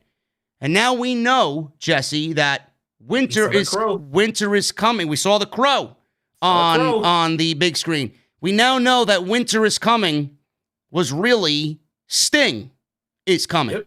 And he walks out. I mean, wearing face paint, you can take a 60-year-old guy and make him look fucking 35. So he looked fantastic. That's why Dustin Rhodes looks fucking great after all these years. But Sting comes out, Jesse. The music written by Mikey Ruckus, who is the main composer for AEW. Dude, I listen to neoclassical fucking power metal. I listen to very neoclassical style music. I love guitar work. Bro, this theme music, they already made it available for download on Bandcamp if you guys even care about it. It's probably on YouTube as well. Bro, Sting's theme music, I want to go in order here. Just going off the things that I loved about all of this. This theme music, bro, was fucking one of the best theme songs I've heard in years. This fits him to a fucking T. And the entrance, he walked out with the coat. He pulls the bat out of his coat. The fucking snow falling, dude. Listen, I'm going to tell you right now, fuck everybody that thought, Sting, or fuck everybody that thinks, Sting is 60 years old. If this was on NXT or if this was on WWE, JD would be shitting all over it. Probably. But the thing is, when WWE does something, we know their true intent on doing it. When WWE does something, they get bored with it a month later. Okay? They didn't get Sting's debut right. They fucked it up, actually. They fucked up his entire WWE run. Jesse, this debut, the vision, the snow, the Winter is Coming, the bat, the coat, the theme music. Bro, you could not ask for a better debut for anybody that is making their first appearance on a show like this tonight. Sting's debut was picture perfect tonight. It was. Look, there's a reason why this would have been shit on if it came out of WWE. And here's why. I don't feel as anxious and just kind of just worried about where it's going when they bring out a legend in AEW. They brought us the Rockers. They brought us Jake the Snake. They bring us Arn Anderson, Tully Blanchard, and we're not watching these guys go out there and just wreck shop on the current talent. WWE brings in Goldberg and he's beating the fucking Fiend for the title. I mean, they're not using the legends the same way. We're not going to see Sting winning the world title in AEW ever. So they treat their legends on television way better than WWE does. They give them to us so we can enjoy them the way that we enjoyed Sting tonight. But we're not going to be seeing Sting in the ring wrestling week in and week out or in major shows taking main event spots from other wrestlers. This is not how they do it. So I'm ready to enjoy Sting for the way that AEW is going to present him, which I'm sure will be the right way. Yeah, and that's what people don't understand, and that's why people are jumping to conclusions already. Oh, JD's, he's shilling AEW because Sting was on the show. Okay, so Sting is on the network for a show that he was a part of and the face of, and still is the face of when people talk about it. He's on the same network that housed WCW, and you have a fucking problem with Sting being on TNT. You have a problem with Sting being on AEW. As far as I'm concerned, I shit all over the Mike Tyson situation with him being brought in for whatever the case may be. I shit all over Jade Cargill talking about fucking Shaquille O'Neal. That's not the type of shit they need. This is the type of shit that they need to build this show around. I have absolutely no problem bringing in Sting to build this show's presence on TNT, because Sting, if you want to talk about it and you want to boil it down to it, Sting is the face of pro wrestling on fucking TNT. Who better? Yeah. Who better? Yeah. I mean, I don't understand people. If this was NXT, this is desperation by NXT, because they've done fucking numerous offenses in the past to do this against AEW. So this is WWE letting go of somebody that they had no value in to begin with, and had no value in anyway. So why not? Why not bring him in? He's more value to TNT than he is to fucking USA Network. That he is. I'll admit, I'm with you, man. I'm at the point now, and I know hindsight's 2020, but I wish Sting never made a return and came back to WWE. I wish he'd stayed away from the company entirely. No, I know. Imagine if he did not show up and he showed up tonight without being in another promotion for all those years. Oh, man. But who knew? Again, hindsight, there was no other company back then. So I get it, but I wish he hadn't come back and just popped up right here out of the blue. This is it angers me. It angers me. I'm so fucking flustered that I don't even know where to start. It's a situation where people were already shitting on it as soon as he made his debut. Oh, well, this is not a Goldberg burying the Fiend situation, folks. Like Jesse said, Sting is not coming in to take the fucking AEW title from Kenny Omega and bury the cleaner on AEW television. It's not going to happen that way. He's either going to come in and have a one-off match. They signed him for 2 years, so they obviously have fucking plans for him. He's either going to have a one-off match to help Cody against Team Taz, or he's going to be brought in as like an outlaw or a commissioner type deal, which, I don't think the show needs it, but, if they pull off a commissioner or a general manager like the way they do William Regal on NXT, and Sting is portraying that role, I have absolutely no fucking problem with that at all. They can use an authority figure, and I'll tell you this reason why. Because the perception around the show, kayfabe and otherwise, it's that the Bucks and Cody, they run the show, and Kenny, because we all know they're executive VPs. But if they hire like a general manager or something like that, I would start off by letting the talent take said commissioner as a joke, and just in the thoughts of, hey, we all know who really won this shit, so we're just going to go to the Bucks, we're going to go to Tony, we're going to go, to everybody else. And then when they do, they should all refer them back. Hey, we hired a GM for a reason. I don't want to hear your complaints. Take it to that person and give that GM more juice, more power, because everybody knows that the Bucks and everybody else that Cody are the actual GMs. Pass it off. But we're not hearing this. We're performers. Go to the GM. Yep. And give him more juice, because otherwise we're sitting there thinking like, you're Matt Jackson. Why are you sitting there complaining to the GM? I mean, we know you're above him, but if they keep and push the issue that we're passing the power off to this person and we're going to empower him and not step on his toes, it could be an interesting dynamic. Yeah, I would love that. I think it's a breath of fresh air for this show. And the most important thing, Jesse, is look at what AEW does week in and week out. They give you weeks of build-up for what's ever happening on the current show you're watching, and they give you, a glimpse week in and week out of what they're doing on Dynamite. They'll promote 4 or 5 matches on one show. They'll promote major segments happening 2 weeks, 3 weeks from now, getting you in the mindset, oh shit, I got to watch on that night. Oh, okay. I won't watch this night because it's nothing, but I'll watch 2 weeks from now, and that's where things are really going to break down. Jesse, they announced not only next week's show, but they hyped the fuck out of Winter is Coming. They hyped the shit out of this Dynamite, where they rode to Winter is Coming. They did a whole video fucking documentary on it on YouTube. They hyped the shit out of it with fucking conference calls. They were all over all these major publications. Something big was going to happen. We didn't know what it was. And then we all seen it. How many people got wind of fucking Sting on TNT tonight that are are fucking jumping out of their seat excited? How many people got chills tonight? How many people shed tears of joy because of what Sting means to TNT? How many people fucking got chills? I'm fucking getting chills. I wasn't even a WCW guy. I didn't give a fuck about WCW. But hearing Tony Schiavone yell out that famous Sting, commentary line that he did tonight, I mean, how could you not fucking feel for that? What AEW did tonight is they banked. They wanted 1 million viewers, Jesse. If they get 1 million viewers and they promoted Sting's debut next week in the ring officially for whatever he's got to talk about, whatever he's going to say, they're guaranteeing themselves 1 million viewers next week, because how many people watching this shit fucking love Sting, became disenfranchised with wrestling and see Sting on TNT now? How many people are going to go and watch what he has to say next week? They guarantee themselves 1 million. If they don't get 1 million, I'll be shocked tonight, number one. But if they do, no question they're getting 1 million views next week. Let me tell you how ingenious they were tonight. When they promoted the match and Winter is Coming and everything else, they unveiled and gave us Sting in the middle of the show. And then that shit started immediately trending. And then everybody started tuning into the show to find out that Kenny won the title and pulled it off in the way that he did and where he's going with it. So now a lot more people are going to be tuned in to saw what happened at that main event and tune in not only to Impact, but back to Dynamite next week. Yeah.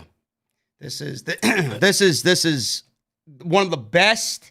It might not mean something to the fucking person that wants to shit on it, but the sheer importance of this is unreal. And I'm not even a Sting fan. I'm not. I wasn't a WCW fan. I'm not a Sting fan. This got me legit excited for what it means for the branding of AEW. Not necessarily for what it means for AEW's in-ring product. They don't need a 60-year-old fucking Sting on Dynamite, okay? They're not going to give Sting TV time over a fucking Jungle Boy or Ricky Starks or whoever. They're not gonna build this company around fucking Sting, okay? But the sheer branding of what Sting brings to AEW is on a level that a lot of people are not just going to understand. They're not.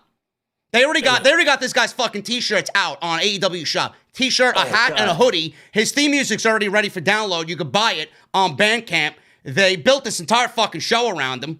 I mean, Tony Khan, he said he has aces up his sleeve. He's talking to big-name free agents that you don't have any idea about. Who the fuck is next? Who's next is what I want to know. People in the industry were hesitant to jump on the AEW train because so many different promotions have been started up and failed in the past. Now we're a year in and the company is getting stronger and they're getting more momentum. People are now feeling much more confident and coming over there and getting the things that they're promised. That's the thing. A lot of people always promise a lot of things, especially in WWE, and those things a lot of the times don't come to fruition. But if you get more and more wrestlers saying, hey, I was promised this and I got exactly that. I'm paid this and I'm paid this. That word of mouth travels through that locker room and people are less hesitant to jump ship. So it's a beautiful thing. How you treat people matters, and it's going to start to show, because Sting was left in a position leaving WWE where I can see him not wanting to deal with wrestling ever again. And he has enough faith in Tony to bring him back and portray him in the right light. I think we're going to see Sting in a long-term capacity after this short-term issue is done with what he's going to do. Maybe, like you said, a one-off. I think we're going to see Sting in the same light that we see Arn and Cody, and then maybe see Jake and Lance. I think we're going to get Darby and Sting. This offers so many different prospects, man. Going back to what you just said, Sting, how many fucking years has he asked for a match with The Undertaker? And they did not give it to him. Every single fucking time. Even when he was not even signed with the company. And it made as much sense as anything else to do Sting versus The Undertaker. They want Undertaker and somebody else. They went Undertaker and this guy, or Undertaker and that guy. They didn't offer Sting to come on in and wrestle The Undertaker at WrestleMania. Why? Because The Undertaker is Vince McMahon's greatest creation, and he's not going to put a non-WWE entity in there, in that role, at that event, with that character, against The Undertaker. He's not going to do it. And that's why he said no to Steve Borden. The money was there. Vince, it all boils down to Vince not giving a shit about the legacy of A, people's characters, unless it's something he created, and B, Vince doesn't give a shit about the pro wrestling fan. That's what it boils down to. And that's why Steve Borden didn't get his match with The Undertaker.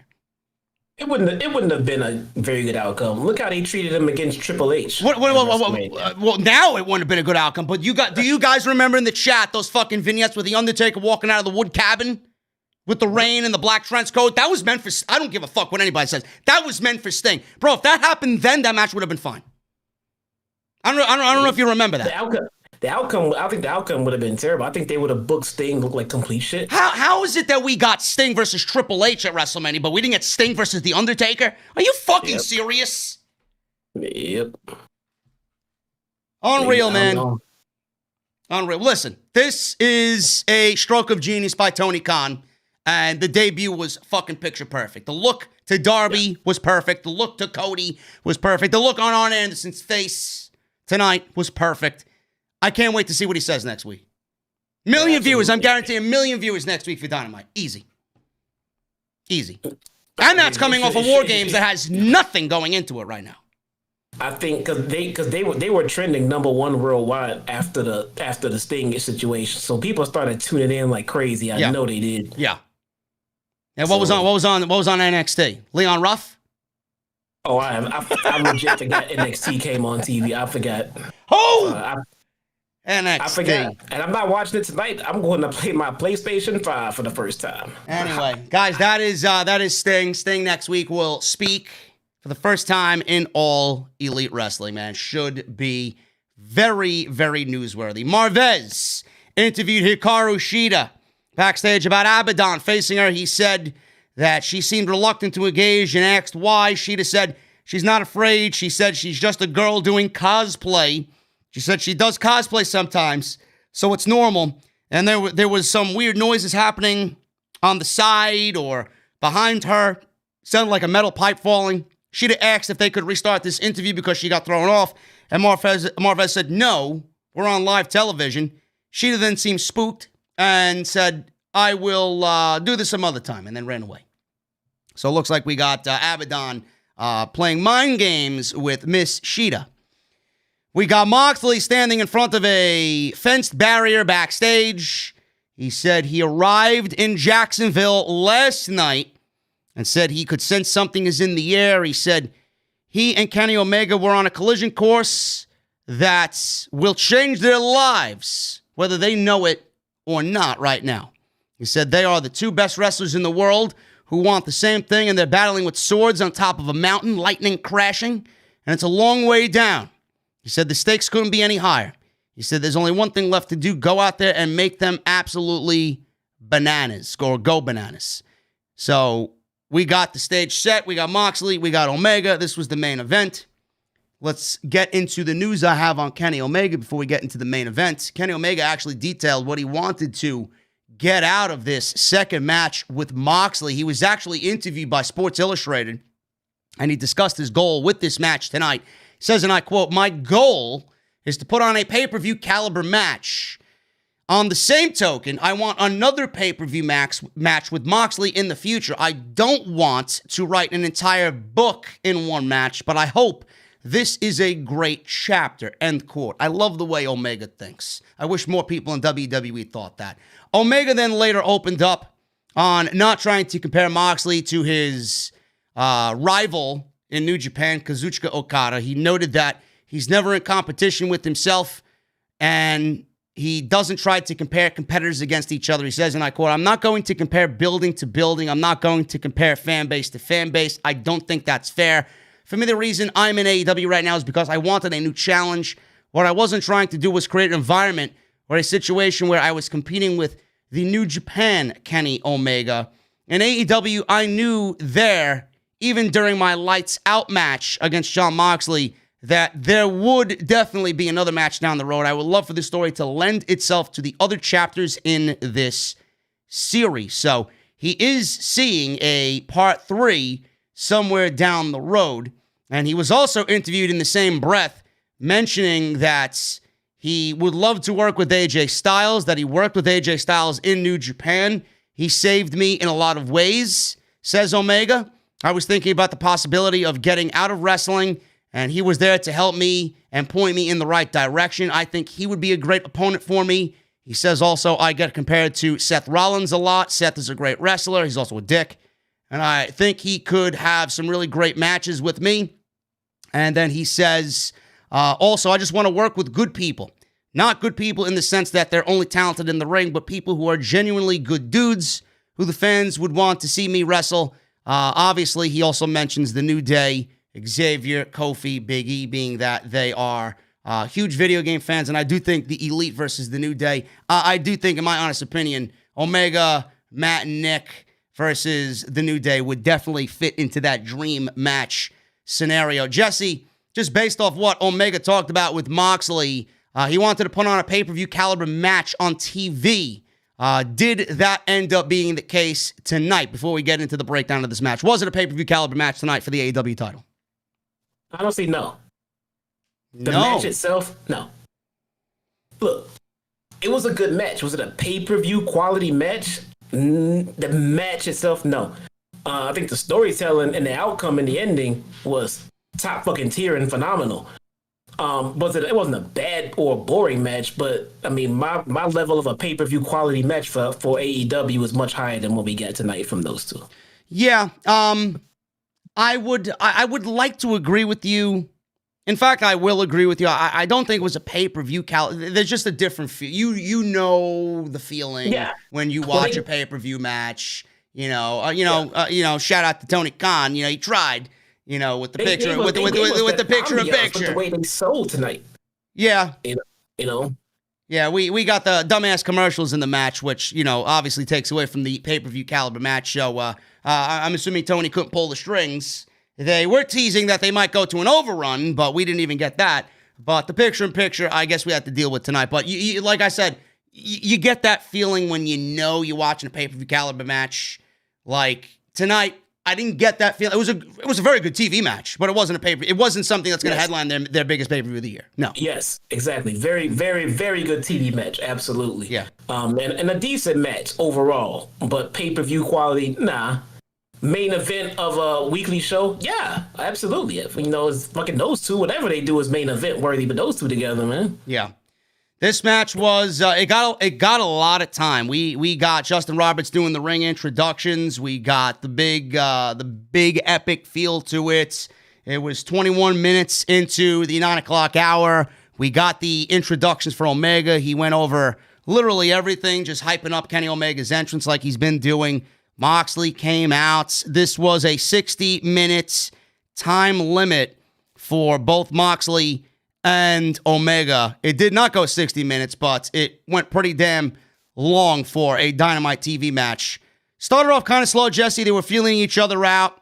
We got a rear naked choke by Moxley, forced Omega to get to the ropes. Moxley then was taken down by Omega with a jumping Hurricanrana. That sent Moxley to the outside. He went for the Terminator dive, but Moxley kind of slid back into the ring, caught him with a spinning slam. We got some clotheslines here that sent Omega to the floor. They brawled on the outside until Moxley landed a suplex. They ended up behind the barricades. Outside the ring, they continue to brawl. We go to a commercial break, our first in this match. They re-entered the ring. Omega caught Moxley with a dragon screw. He followed her up by dropping Moxley's left knee into the barricade. Again on the outside. Then they go back into the ring. Omega hit his Kotaro Crusher for a 2 count, and he targeted Moxley's knee, which was the focus of Omega's attack here. Omega went for a V-trigger. Moxley popped up, flattened him with a lariat. Fast forwarding here, we go to a second commercial break. Omega landed a Terminator Tope Con Hero over the top. Moxley cut off a springboard and hit a paradigm shift. And this is where, I think, Jesse, you texted me, that made Moxley look like a dummy, if you recall that part of the match. He went for the paradigm shift, and he just legitimately just sat there without making a move. And even Jim Ross on commentary said, what is Moxley doing? Go for the cover. You gave him a paradigm shift. This is your opportunity to win the match. He did not do it. Moxley's in the main event of what's being billed as the biggest Dynamite in history. And he hit the number one contender with his finisher. And then that barely anybody kicked out of, mind you. Huh? That barely anybody is kicked out of.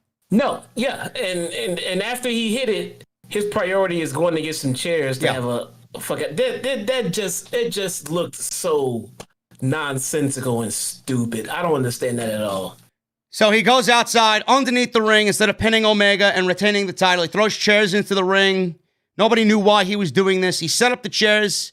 Obviously, he's smart enough to know not to use the chairs, or maybe he should have because he would have retained the title. But he sat the chairs down and he invited Omega to take a seat. So they traded strikes back and forth, slapping each other. Then it became a fucking close fist brigade here. Omega fired back with a V-trigger eventually, 2 snapdragons. He went for another V-trigger, which Moxley avoided. Moxley had a German suplex, which the first one looked fucking nasty. Omega landed right on top of his head.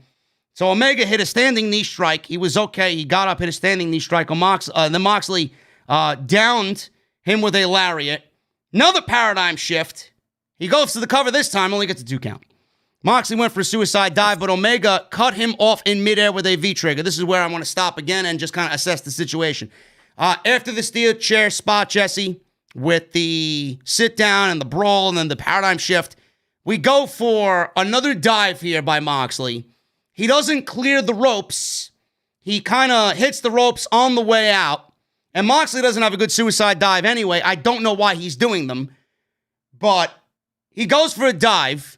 And he barely gets Omega, but Omega gets his knee up, and he kind of plays it off as if he caught Omega coming in off the dive with a V-trigger just out of nowhere. Now, I don't know if this was planned or if this was something that Kenny Omega thought of on the fly, but Moxley clearly missed the suicide dive. This might have been the case. I could be wrong here. I'm just assessing the situation. Looked like Moxley missed the dive, and Omega kind of thought in the spur of the moment to do something to save what was an obvious botch by Moxley. Did you get a sense of that? And if it is, it really differentiates how good fucking Omega is compared to a standard Joe Schmo. And I was getting ready to say it was a botch. And look, botches happen. What makes you a great wrestler is not whether you botch or not. It's how you recover from it and how you cover it and how you move on. You know, accidents happen. Shit happens. They shouldn't happen all the time. And with Kenny, they don't. And with Moxley, they don't. But if they do, these guys are professionals. They know how to fix this shit on the fly and in the ring. But let me say what didn't make sense here to me, though. So Callis and Kenny had a plan. How is it this plan was meant to take place and unfold after Moxley is hit 2 paradigm shifts on him? How come they didn't start to hatch this plan before? Because if I'm looking at this match, the first paradigm shift match is over. After the second one is definitely over, but yet they still had a plan to wait till later to the 3rd paradigm shift to finally pull it off. I didn't get this at all. Yeah, well, I mean, now that you put it in that perspective, I don't know, because if you ask that question in that very same way, it doesn't make any sense whatsoever. Like, how the fuck did Don Callis know that Moxley was going to throw Omega into some fucking heating lamps on the outside? And then, oh yeah, there I go. Now it's a problem. You know, now it's a problem. Yeah, I don't know. I think whoever produced this match kind of missed a few holes there. They kind of missed some logic gaps in that one, man. Yeah. I mean, like I said, if you put it in that perspective, yeah, I do agree with that. But we're going to get to that part now. Paradigm shift, the dive, the V-trigger on the outside. Omega landed a missile dropkick back in the ring. Another V-trigger to Moxley's head before nailing a Tiger Driver 98 for a 2 count. Omega laid in more knee strikes until Moxley caught the last one, and he was met with another V-trigger. Moxley fought out of a one-winged angel because he knows whoever is in that, forget about it. You ain't kicking out. Omega fought out of a paradigm shift and hit another dropkick. He did an Okada dropkick. He did the Rainmaker pose and all. Omega went for a one-winged angel before switching it up and nailing a move to get another near fall on Moxley. Omega went back up top. Moxley popped up before Omega could get back on the attack. Now we're out on the floor again. Moxley sent Omega into the ring heater. that was keeping everybody warm at ringside. This was another obvious botch, Jesse. Not the heater spot, but the top rope spot that led to the heater spot. It looked like Moxley was up top. No, Omega was up top. I'm sorry. Omega was up top, and he couldn't get his balance almost. And Moxley, I don't know whether he kind of inadvertently pushed Omega off the top rope instead of having a push, which landed Omega on the top rope and kind of crotched him. Omega went flying to the outside, and I don't know if it was a botch or not. Again, thinking on his fucking toes just shows you how good Omega is. He flew off the top rope as if it was, him trying to correct the botch. So he flew off the top rope and kind of reassessed himself before getting back into the next situation. Yeah. And he's guys a straight professional, man. It was a clear botch to me. Yeah. I mean, to me it was. And if it was a botch, again, you clean it up, you fix it, you move on, you just kind of ad lib and you go on to the next spot. And that's how great these guys are. So we got Omega on the outside. Moxley goes outside. He's fucking pissed off. Moxley sent Omega into the ringside heater with a paradigm shift. And I don't know what part of Omega caught whatever it was on the outside, whether it was a lamp, whether it was the structure itself, or whether it was the concrete. But they played this off as if this is it. He's not getting back up. He's not getting in the ring. The referee came over. He didn't give an X, but he was calling for help in the back. It looked like a dire situation. We got other referees out there. Don Callis, who was on commentary, 4-man booth during this match with Don Callis. He ran out to assess the situation there. So Don Callis eventually gets on the ring apron. Moxley had enough of this shit. He's like, I'm finishing this fucking match, and I'm going to retain my title. So he picks up Kenny Omega, rolls him in the ring. Referee let it go. So as a viewer of whatever's happening here, I'm thinking, all right, well, Omega might not be that badly hurt if the referee's allowing this to continue. It must be all part of the match. So Don Callis gets on the apron, grabs a microphone. He's telling the referee to stop the match. He finally yells into the microphone, but he's hurt. He's hurt. And then all of a sudden, this was one big ploy by Don Callis and Kenny Omega. So Moxley shoves Don Callis down. This gives Omega the opportunity to hit Moxley with the microphone. Don Callis dropped the microphone, coincidentally, right in front of Omega as he was getting up. Omega picks it up. He nails Moxley in the head with the microphone. Moxley starts bleeding all over the place. Moxley was busted open. Omega nailed multiple V-triggers, violent V-triggers, landed the one-winged angel. At that point, I'm like, this is over. Nobody's kicking out of that. It was pretty much academic from there. He wins the title. Kenny Omega is the new AEW champion. And Omega and Callis, Jesse, immediately vacated the area. They went to Gorilla. We seen the cameraman follow him through the tunnel. Tony Khan was fucking pissed. He took his headset off. He was doing one of these with his arms. They walked by everybody in the back. Everybody was like kind of fucking booing them and like, what the fuck's going on? Marvez was waiting in some fucking dark alleyway in the parking lot. He comes out of nowhere. What's he doing out there? I don't know. I don't know. He's like fucking Batman, this fucking guy. So come out of the corners with a microphone and a camera crew, man. I don't know, man. What a fucking geek, Marvez. So he's trying to ask them what's going on. What's going on? What's going on here? So Omega gets in the SUV that's waiting conveniently outside, and Don Callis says, "Don't worry about it." So Marvez is like, "When are we going to find out what happened here?" And then Don Callis says, Tuesday on Impact on Access TV. And this fucking van, bro, this thing drove away as fast as you could fucking blink. They jetted out of there with the AEW title. It is the Daily's Place Jacksonville screw job for Jon Moxley here on Dynamite. Winter is coming, and Moxley did not survive the winter. One would say he got frostbite tonight. It was interesting because now, on top of that, and him losing the title, we have a potential, and like you said earlier, Jesse, it's not potential, it's definite. We got somewhat of a partnership/merger with Impact Wrestling, possibly on the hands. It is a couple of things of note from tonight, man, and it might be pretty big. So we all talked about and speculated as to why Moxley was dropping that title, right? Because he's got work to do over in New Japan. You know, this suspectedly. I mean, we know his wife's pregnant and everything else, but everybody knows that he's going to New Japan. There's a lot of talk tonight of Kazuchika Okada. A lot. Yeah, he was mentioned twice tonight.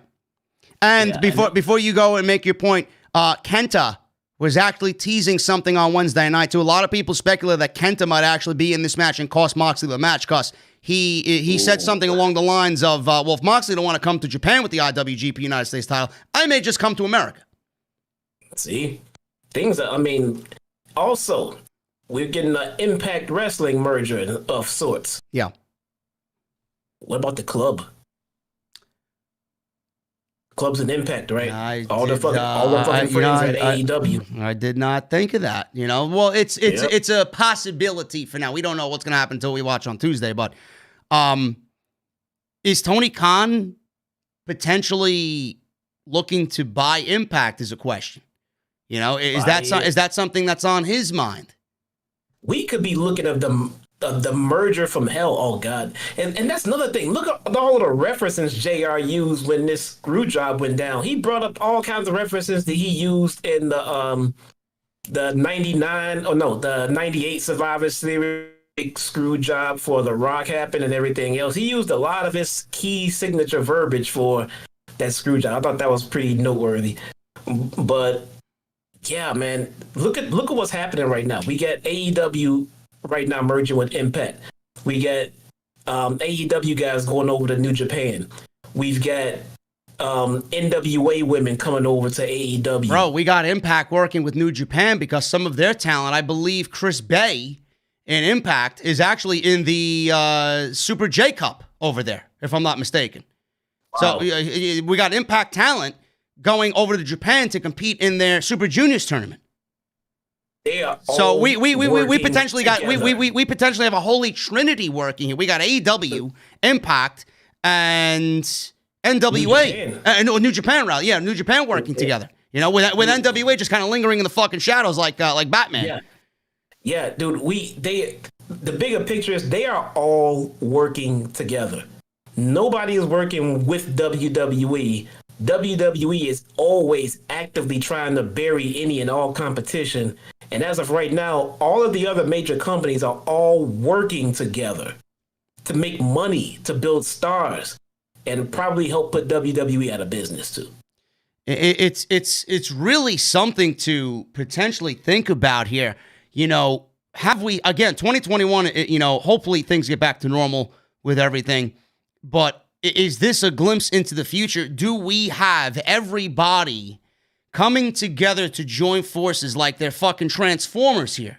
You know, we can't, like, I don't think anybody's mindset is to take down WWE one-on-one. I don't think that's anybody's business to begin with. They're all doing their own thing, whatever the case may be. But for anybody to survive the current climate right now, you know, and WWE is making hand over fist more money than they've ever made in their entire life. They're not going to go anywhere. The potential of their talent always being stolen by WWE is going to be there as long as Vince is alive and breathing. Have they finally turned the page and said, you know what? We're not going to be able to survive individually against WWE stealing all of our talent. If we all join forces, this gives everybody the opportunity to be happy, to find a fucking happy medium here, to be home and not maybe venture out somewhere else. If we give people an opportunity to work and make more money, an opportunity to be more creatively free with their careers, with their lives, and not hold restrictions over everybody's head like WWE does, is this a mentality that all three of these companies have finally said, you know what? This is the right way to go about it. Let's all join and fucking happy union marriage and do what we got to do against WWE. Is that the day and age in pro wrestling that we're living in right now? 3 against 1. You got to think about it. You really got to think about it, man, because if WWE has the option to throw a bunch of money at indie talent and give them the option of coming over there, now the option has become extremely more interesting to not sign with WWE because you go sign with AEW, you're immediately on television. If there's no spot for you on AEW, go to Impact, go to NWA. Chances are you're still going to end up on AEW television. And not only that, they're actually paying their talent according to their skill level at this point now, because they have to deep pocket to AEW. What they're doing is they're taking away the ability for WWE to use their machine as a negotiation tactic when they sign up-and-coming stars. Because now the machine is actually bigger with AEW when you combine the other 3 or 4 fucking brands. You know what I'm saying? So it's interesting. I think they're working on the future. And look, I kid, not joke. Nobody is trying to or going to put WWE out of business. In a perfect world, these companies would love to work with WWE. They have massive talent and everything else, but they're just being the stingy Scrooges and they don't want to. The hope is eventually they'll come around and stop acting like this and work together and try to get everybody in a happy place with wrestling. But in the meantime, other companies have that theory, and it's an incredible time to be an indie wrestler right now. Even in this pandemic, when you can't get as much work as you like, if these companies come together, the work will come back, and there's plenty of outlets to go show yourself and be seen by someone and get on TV at the same time. This is a really, really, really good time for pro wrestling right now. Yeah, and if AEW is working with Impact, I think they made the right choice, because, you know, I may take some cheap shots at Impact, you know, just based on their production value and the fact that Josh Matthews is fucking horrendous at what he does, and everything else that happens over there, and their prior offenses for being a shit company. Their roster is very impressive, and if AEW is basing who they want to work with just based on what is better for them, bottom line, especially over Ring of Honor, I think they've chose the right one over Ring of Honor, Jesse, if that is the case, to be honest with you. Yeah, and look at it too. When Anderson and Gallows became free agents and they went to Impact, I wonder how much of this they knew what was coming this year. Yeah, another thing to think about, yep. Hey, you know, go over there and don't worry about it. You'll be over here. You know, it might be. I mean, this stuff didn't happen this week. You know, they didn't come to this decision. They knew this a while ago. You know, their women's division's probably second to NXT.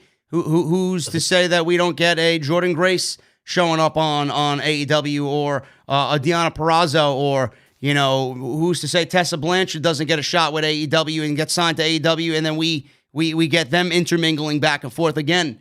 You know, it's there's a lot to kind of take in here. It's all speculation. It's all topical discussion. Nothing that Jesse and I spoke about is in the news or confirmed. It's something that everybody's going to be talking about just because of Don Callis, who is the boss over at Impact.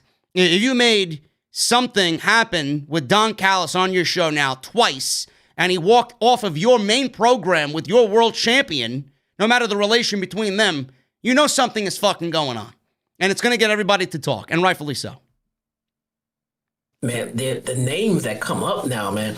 And what about, and here's a name that nobody's mentioning through all of this merger talk. Where's ROH in this? I don't know. I mean, who gives a shit about ROH, fucking dust.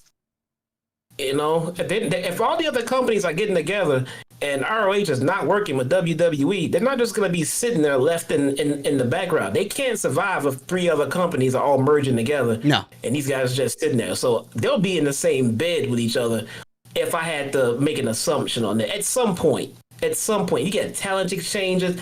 AEW is holding all the cards as it comes to talent exchange in the US, because they have the TV deal. Yeah. And they are very open to working with other companies. So that is a huge open door for places like an Impact, NWA, and an ROH. So I'm hoping ROH is, because they have, man, the talent. Taya Valkyrie. You know, I mean, look, we get talent all over the place in the US. They're not on TV, but they can be now. Listen, I think before we get into the super chats, I think one thing can be said about Impact, man. They truly are the cockroach of pro wrestling. They will not die, ever. You know, everybody thought Impact was going to fucking be dead year after year after year. And it's 2021 now. We're going into 2021, and Impact is working with fucking the second biggest promotion in the United States, and they may be as big as they've ever been. They did hemorrhage a lot of fucking money. Yeah. but they're still here. They're still here. They're still here. Unbelievable, guys. That is the end of the actual review for AEW tonight. We are going to get into the super chats now, as always, because that's what we do at the end of these things. And I want to thank legitimately everybody in here, man. We had 2,200 live in the chat all night. And wow. I'm looking at the real-time views of this shit, man. By the time this thing publishes, man, this is going to be at 20,000 views already. And we got almost 1,500 likes on the live chat, man. You guys are fucking awesome. Thank you so very much for joining us. I hope you enjoyed the discussion tonight. I brought my A game. Jesse brought his A game. We were so fucking excited about tonight's show. And they delivered.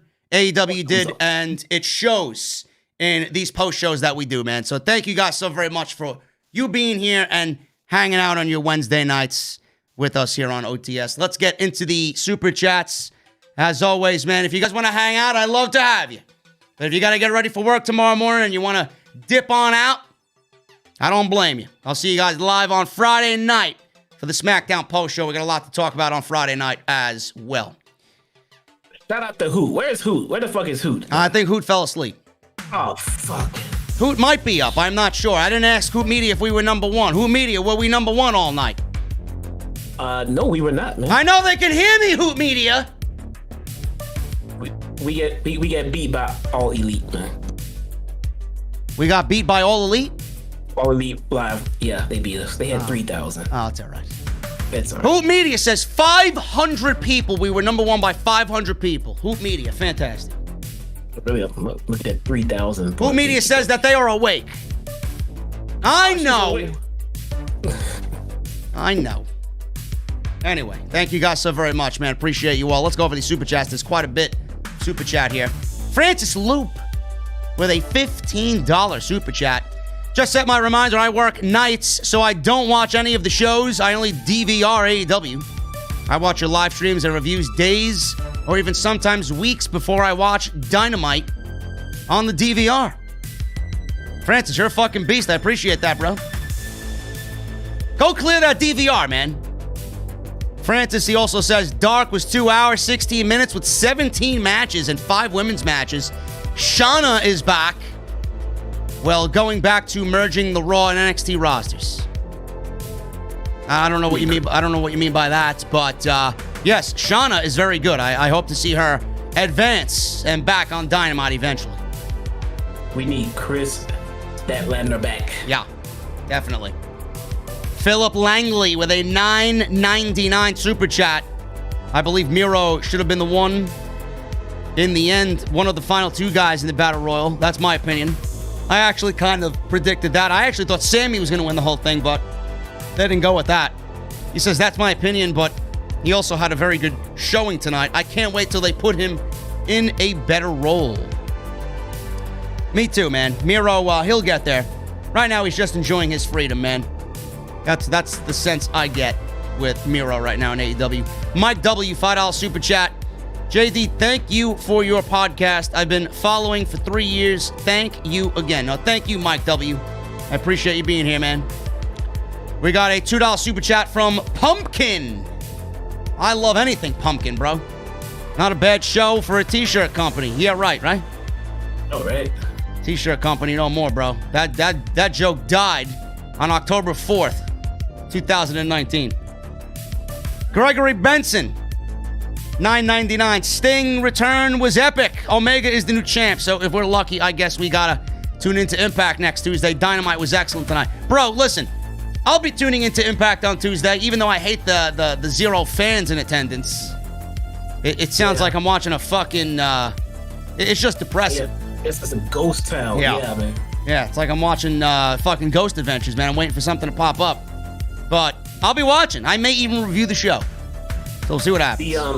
They had a pretty good broadcast for the Tyson fight at the pay-per-view, because you know when you watch a boxing match, usually the crowd is pretty much blacked out for the most part.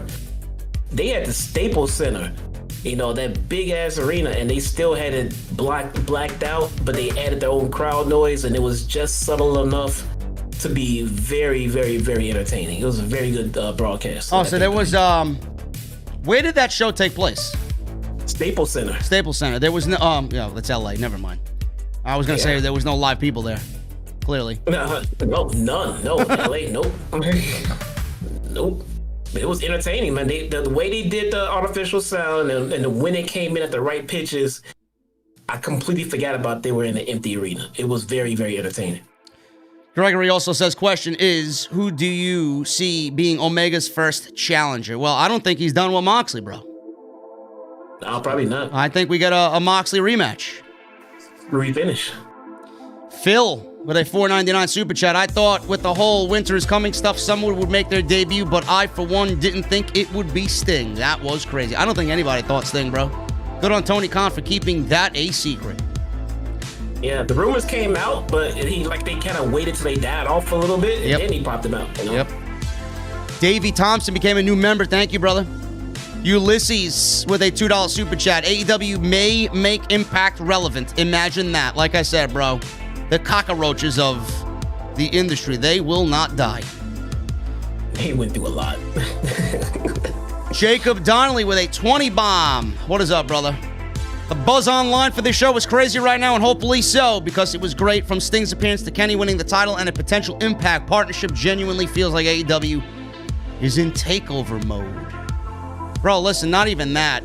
I mentioned this tonight as well.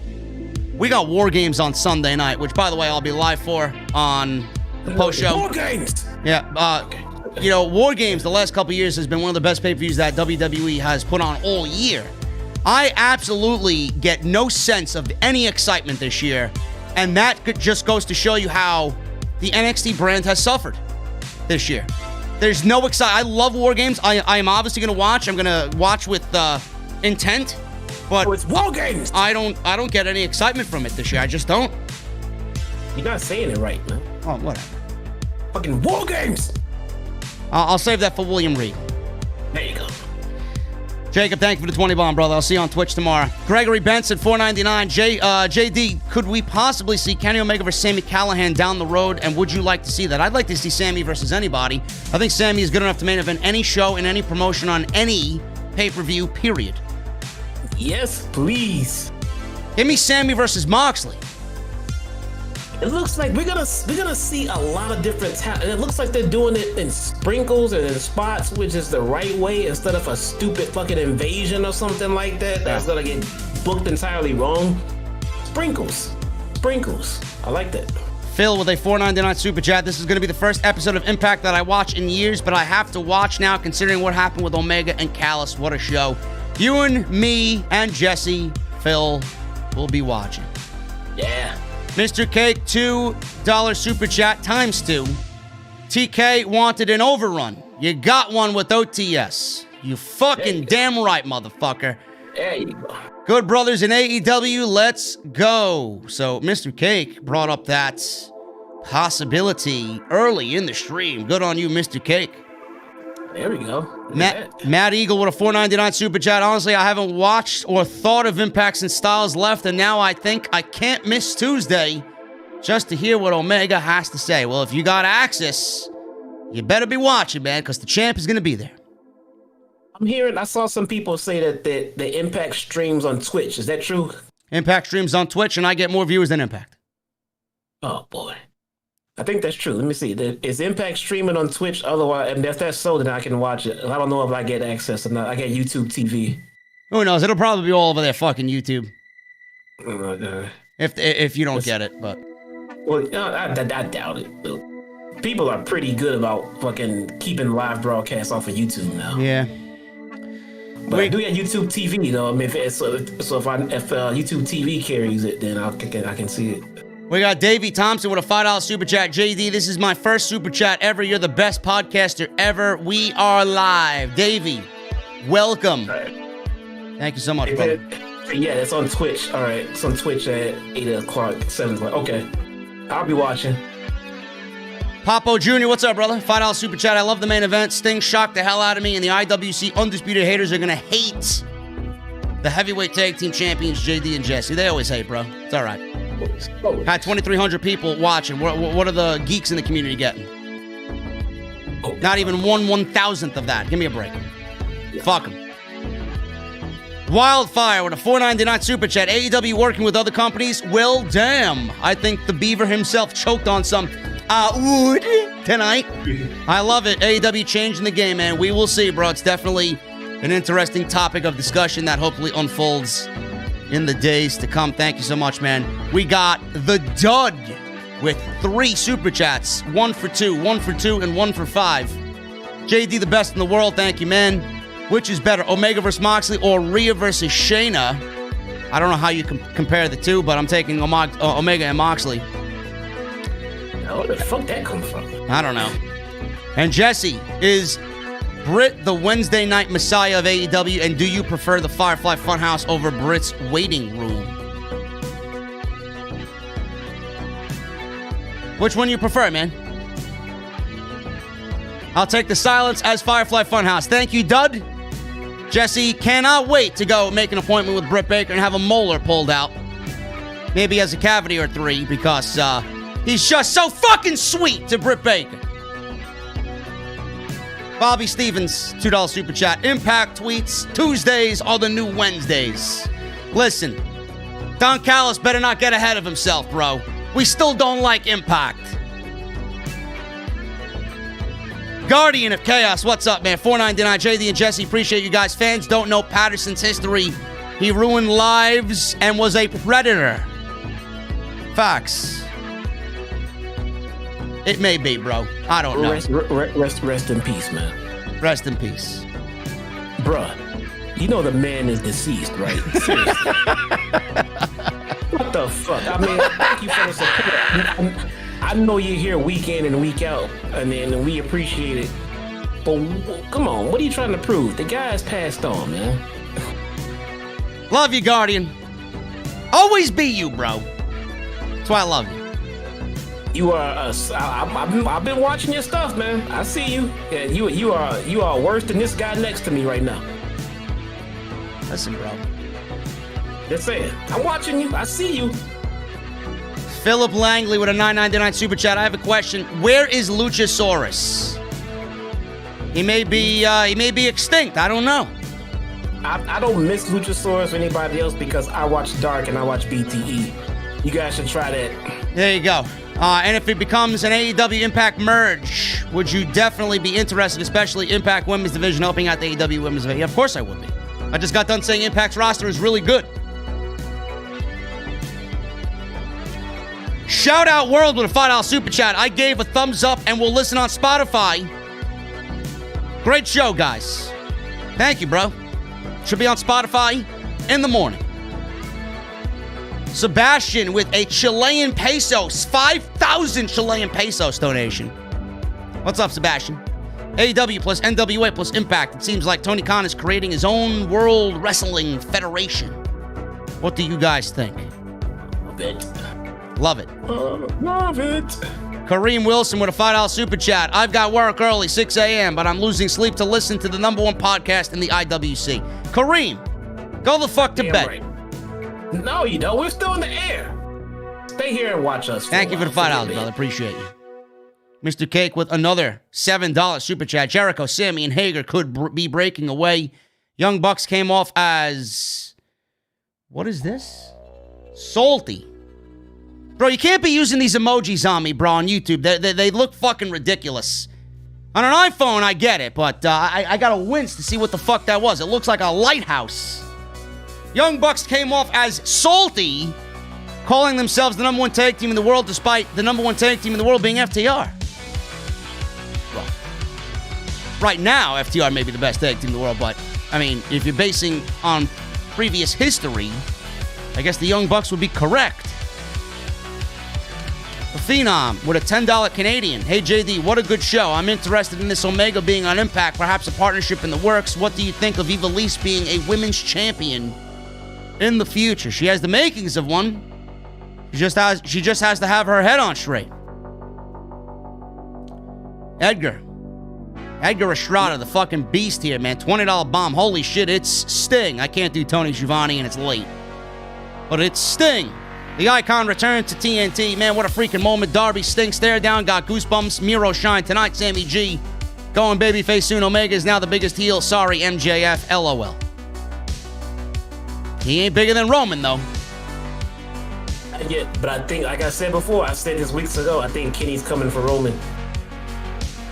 Kenny's coming for Roman. We'll see. Yep.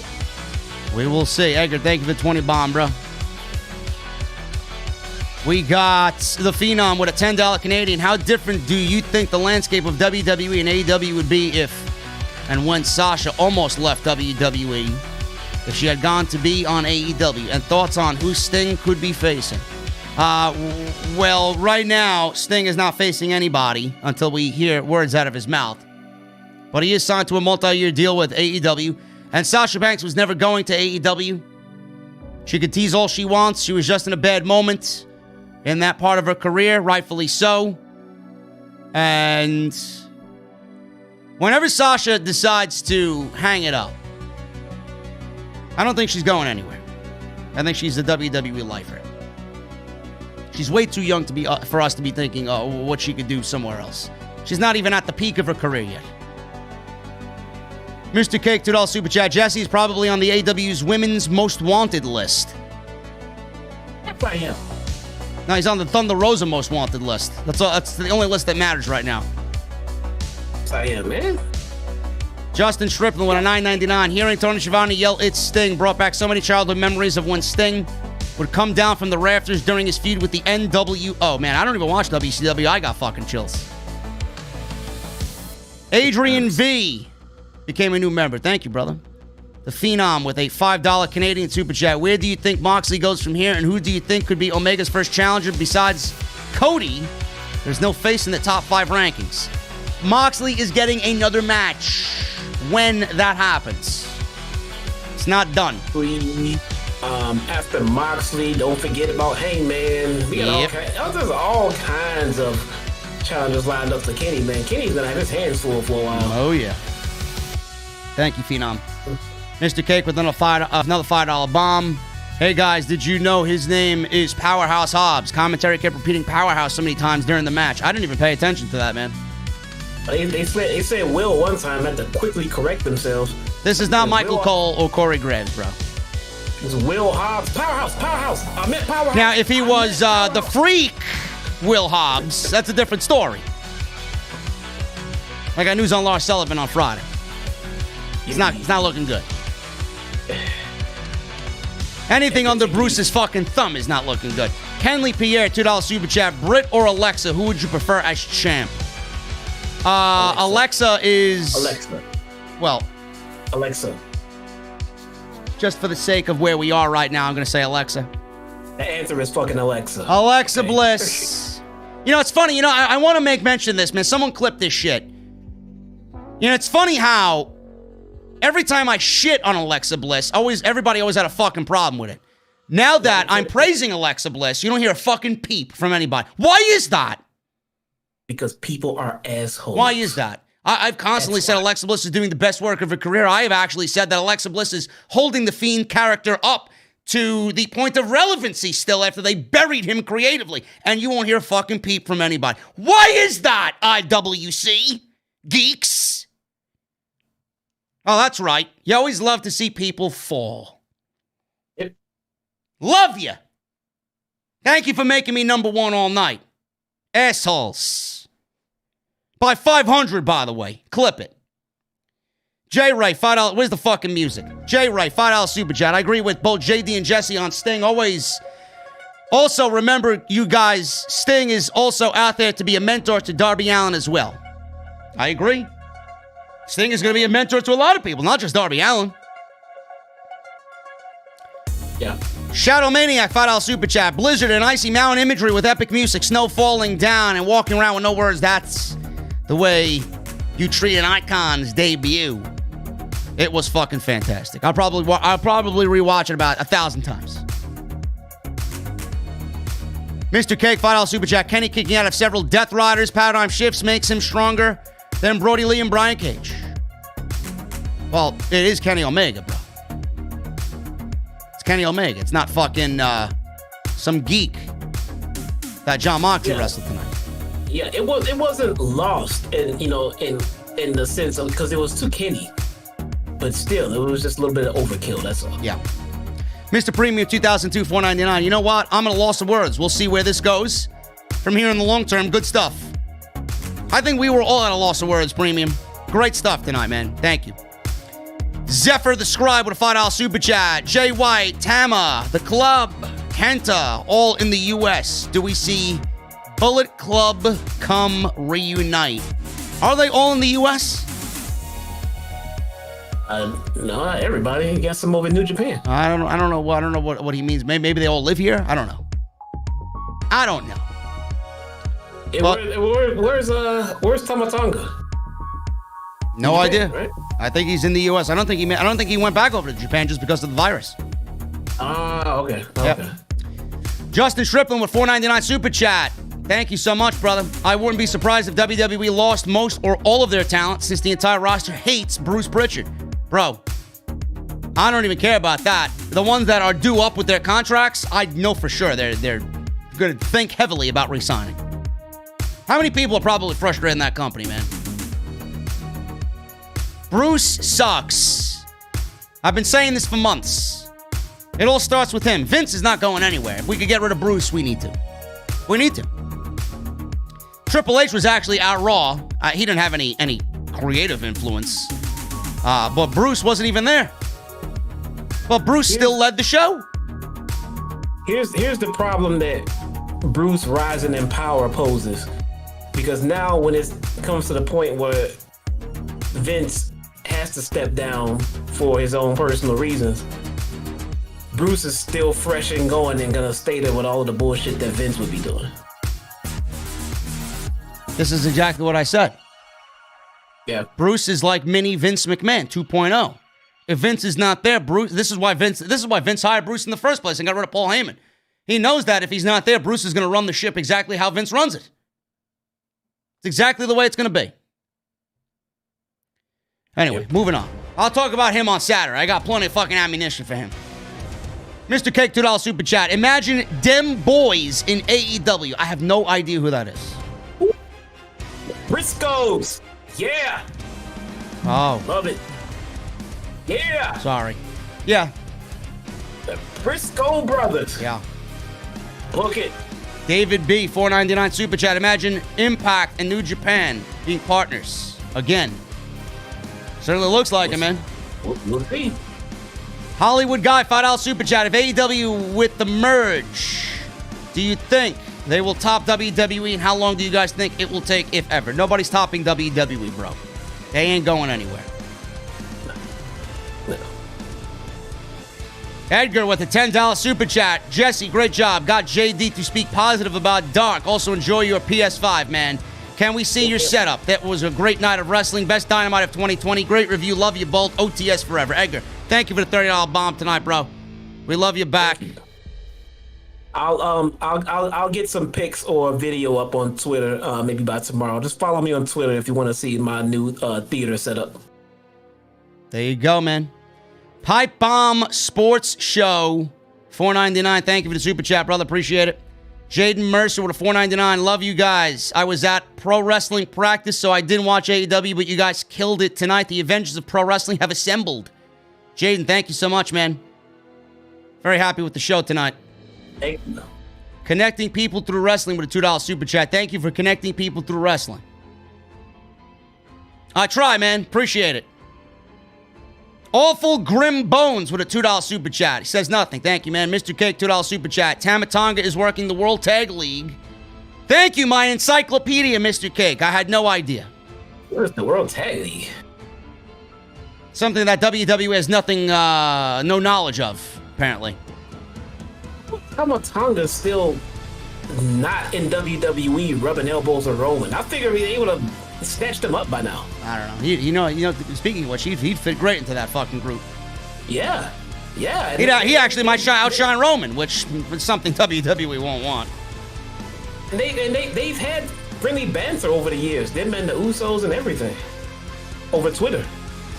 Darnell, I know the WWE just signed the Rascals, bro. They're probably headed to NXT, being that they have no tag teams down there. Because if WWE and Vince and Bruce get their hands on the Rascals, they'll be on 205 Live. They'll be chasing R-Truth around. So we know where they're going. But it's good for them. Good for them. After NXT, they're dead. Yeah. Well, in their defense, that's true for everybody, though. Yeah. Mr. Premium with a $4.99 super chat. I think Tama Tonga and the rest of the club are back in Japan because they have a World Tag Team Tournament going on over there. Mr. Cake just filled us on in, Premium. Thank you so much, brother. Cartier Alonzo with a $2 super chat. Excellent review, guys. Thank you and stay safe. You as well, man. And Philip Langley with a $4.99 super chat. Would love to see FTR versus the North. You, me, and Jesse, all three of us would love to see that, bro. The North are fantastic. Where is FTR? They taking a little break? I think Dax is hurt. Not sure. Minor injury, I think, but it's nothing too serious. Guys, you have made this a wonderful evening. We got 1,475 likes in the chat right now. Can we get another 25 more for an even 1,500, man? I got OCD, okay? If I look at that number, I'm going to be fucking very disappointed. Give me the 1,500, and it's going to cap off an amazing evening, guys. We killed it. Jesse killed it. I killed it. This was the best Dynamite review of the entire fucking year, man. You guys absolutely deserve all the credit for making this the #1 show in the community, man. I love you. Thank you. Oh, pictures on Twitter of the new system. Picture on Twitter for Jesse and anybody that's following him about his PlayStation 5 setup. I'll be on PlayStation 5 tomorrow, streaming some Cold War on Twitch. Make sure you guys tune in to that. Link for my Twitch is down in the description below. Guys, I'll be back live this week for SmackDown on Friday and Sunday night for TakeOver War Games. We're going to discuss. It's going to be a busy week, so I'll see you guys then. But if you missed anything else on the channel, man, link down below for everything you need. Patreon, go and get yourself an off-the-script mug, man. Sign up annually, man. There's great shit coming. I would never steer any of you guys wrong, man. You want one of these bad boys? Exclusive on Patreon with a new t-shirt, man. The Are We Alive t-shirt, finally on Patreon. Go and check that out. Patreon.com/JD from NY206. Follow me on Twitter at JD from NY206. Same thing with Instagram. We're going to give away tomorrow. It's a good one, man. You don't want to miss it, and it's free shit. So it's going to be very easy to sign up for that, man. Just monitor the Instagram page. And shout out to Dr. Squatch for sponsoring the show, man. DrSquatch.com. Go and get yourself some good shit this holiday season. Use code SCRIPT at checkout and save over 20% off. Guys, you know what time it is. I'm looking at the Mustang right outside, man. It's beautiful. Jesse and I getting in. The windows are down. It might be a little chilly, but who gives a shit? I like my music loud and I like my car fast.